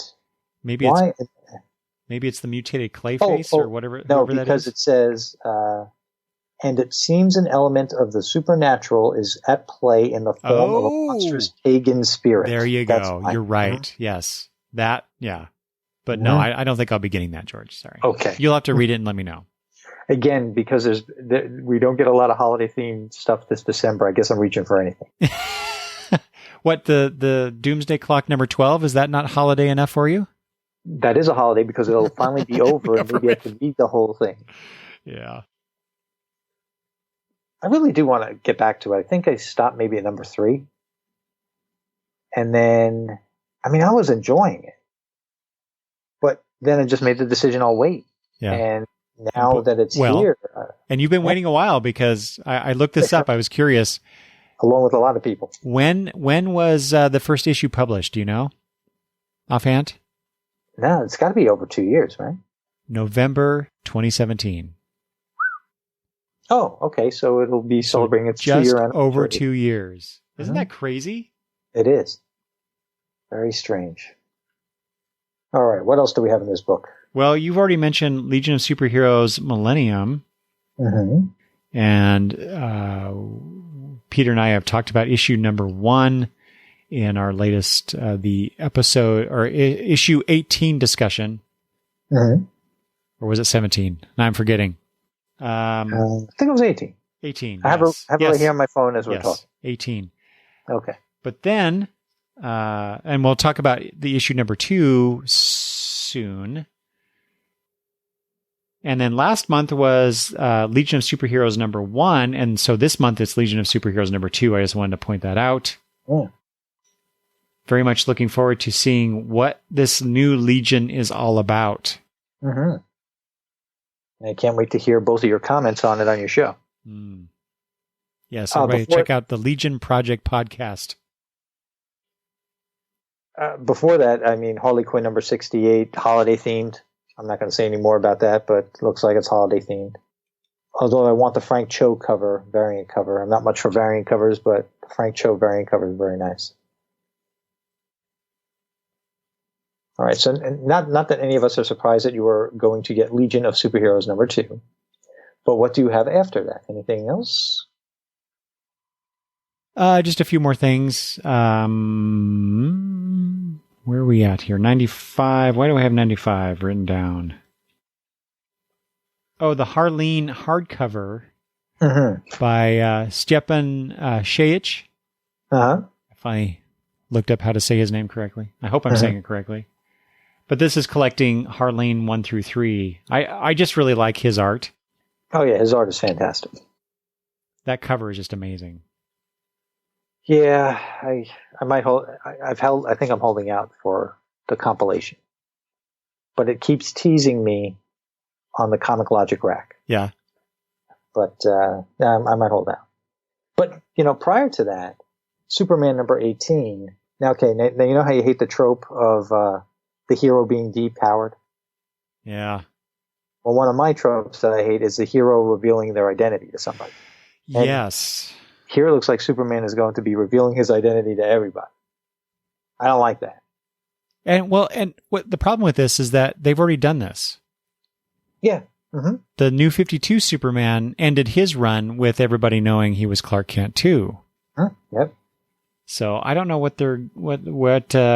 Bendis is going for here, but I don't know why it's so important that the world knows who their heroes are. I don't know. Do you remember when you did a bunch of episodes about, what was it called? The New Age of Heroes that came out of Dark Metal? Right. And is this the only one that's left, the Terrifics? I think it is. And I still buy it, and I still enjoy it. The Terrifics number 23, page 64. So just to let you know, that's actually one of the few things that's on my pull list from a big 2 company. I wonder if every month I'm wondering, are they going to end this series? I know. Same here. And that might be the only reason I still buy it. And considering that issue 24 will be next month, I'm really curious if it's going to continue past that. And see, in my mind, I would say maybe 25, but because of the way trade paperbacks are, you're probably right if they do it in 6s, right? Yeah. Now, there's one thing that I did notice here, or maybe I didn't notice, but was there no Wonder Woman solicited in here? I hadn't noticed. Because it does go alphabetical, right, for the most part? Yep, until they get into... And I do remember last year, there was a whole thing about their shipping because of when Christmas fell last year. Mm-hmm. Some things that would normally have come out at the end of December came out at the beginning of January. But here I just don't, I see no mention of any kind of shipping snafus. No. Because of the holidays. So that's weird. I didn't realize, something going on. Maybe my comment about having, some new Wonder Woman book was premature because that is the only Wonder Woman book. Could be. And unless it's like last year and, it'll just come out January 2nd or something like that. I mean, I just don't know how their holiday shipping is. But last year they made a point of saying it right there on the inside front cover that books that double ship, weren't not double shipping anymore. It's just that because of the way Christmas fell, the double shipping would happen the first week of January, that kind of thing. But I see no reference to that, and I see nothing else missing, or at least I haven't noticed any. So kind of interesting. That is strange.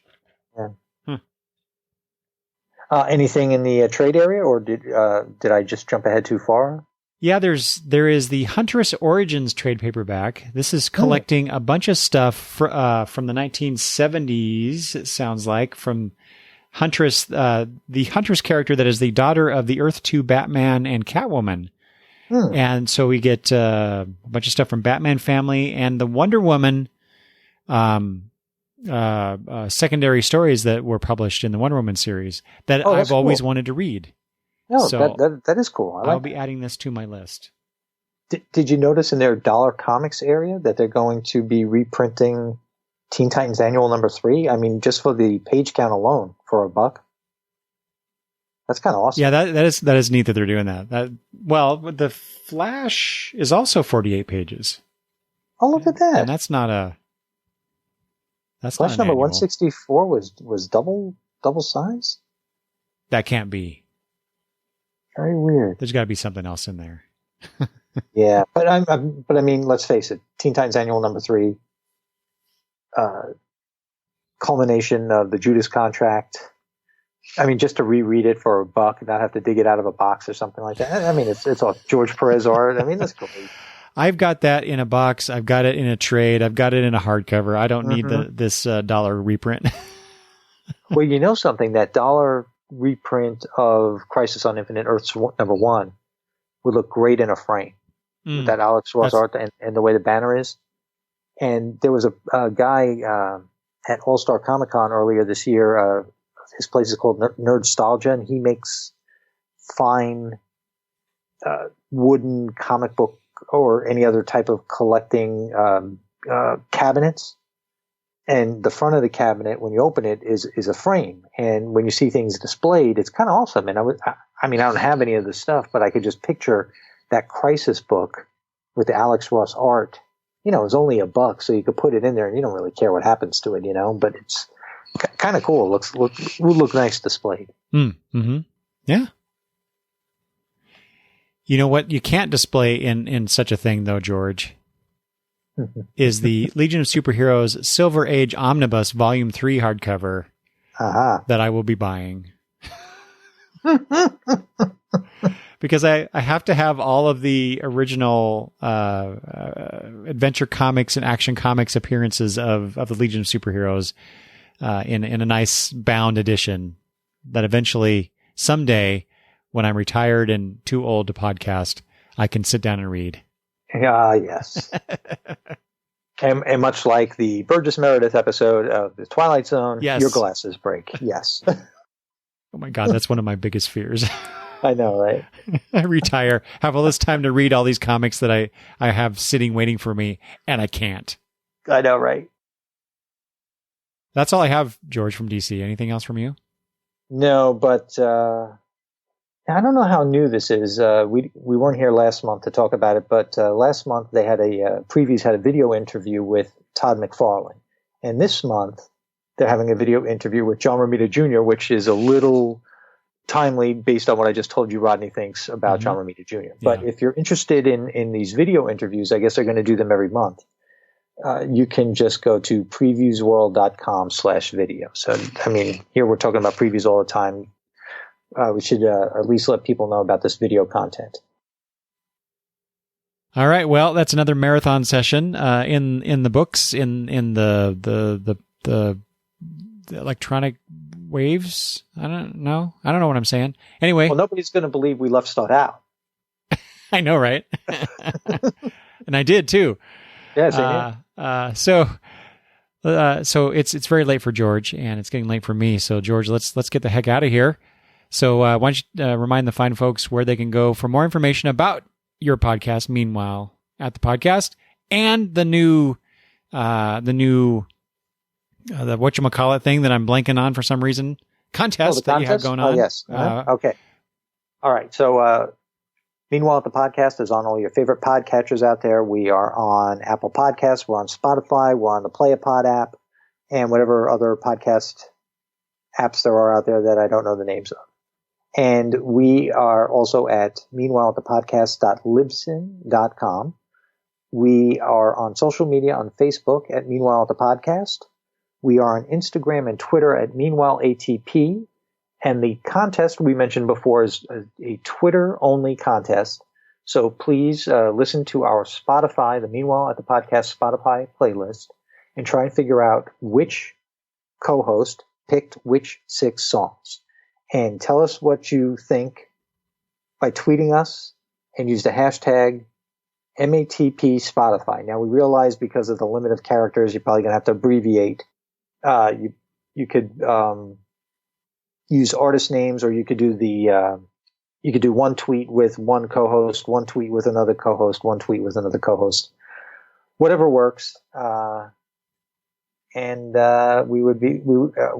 What's on the line is a Meanwhile at the Podcast t-shirt and an original print from Rodney Roberts from Art Nerd. So get your entries in now, right away, quickly. Right. Do it now. Just go do it now.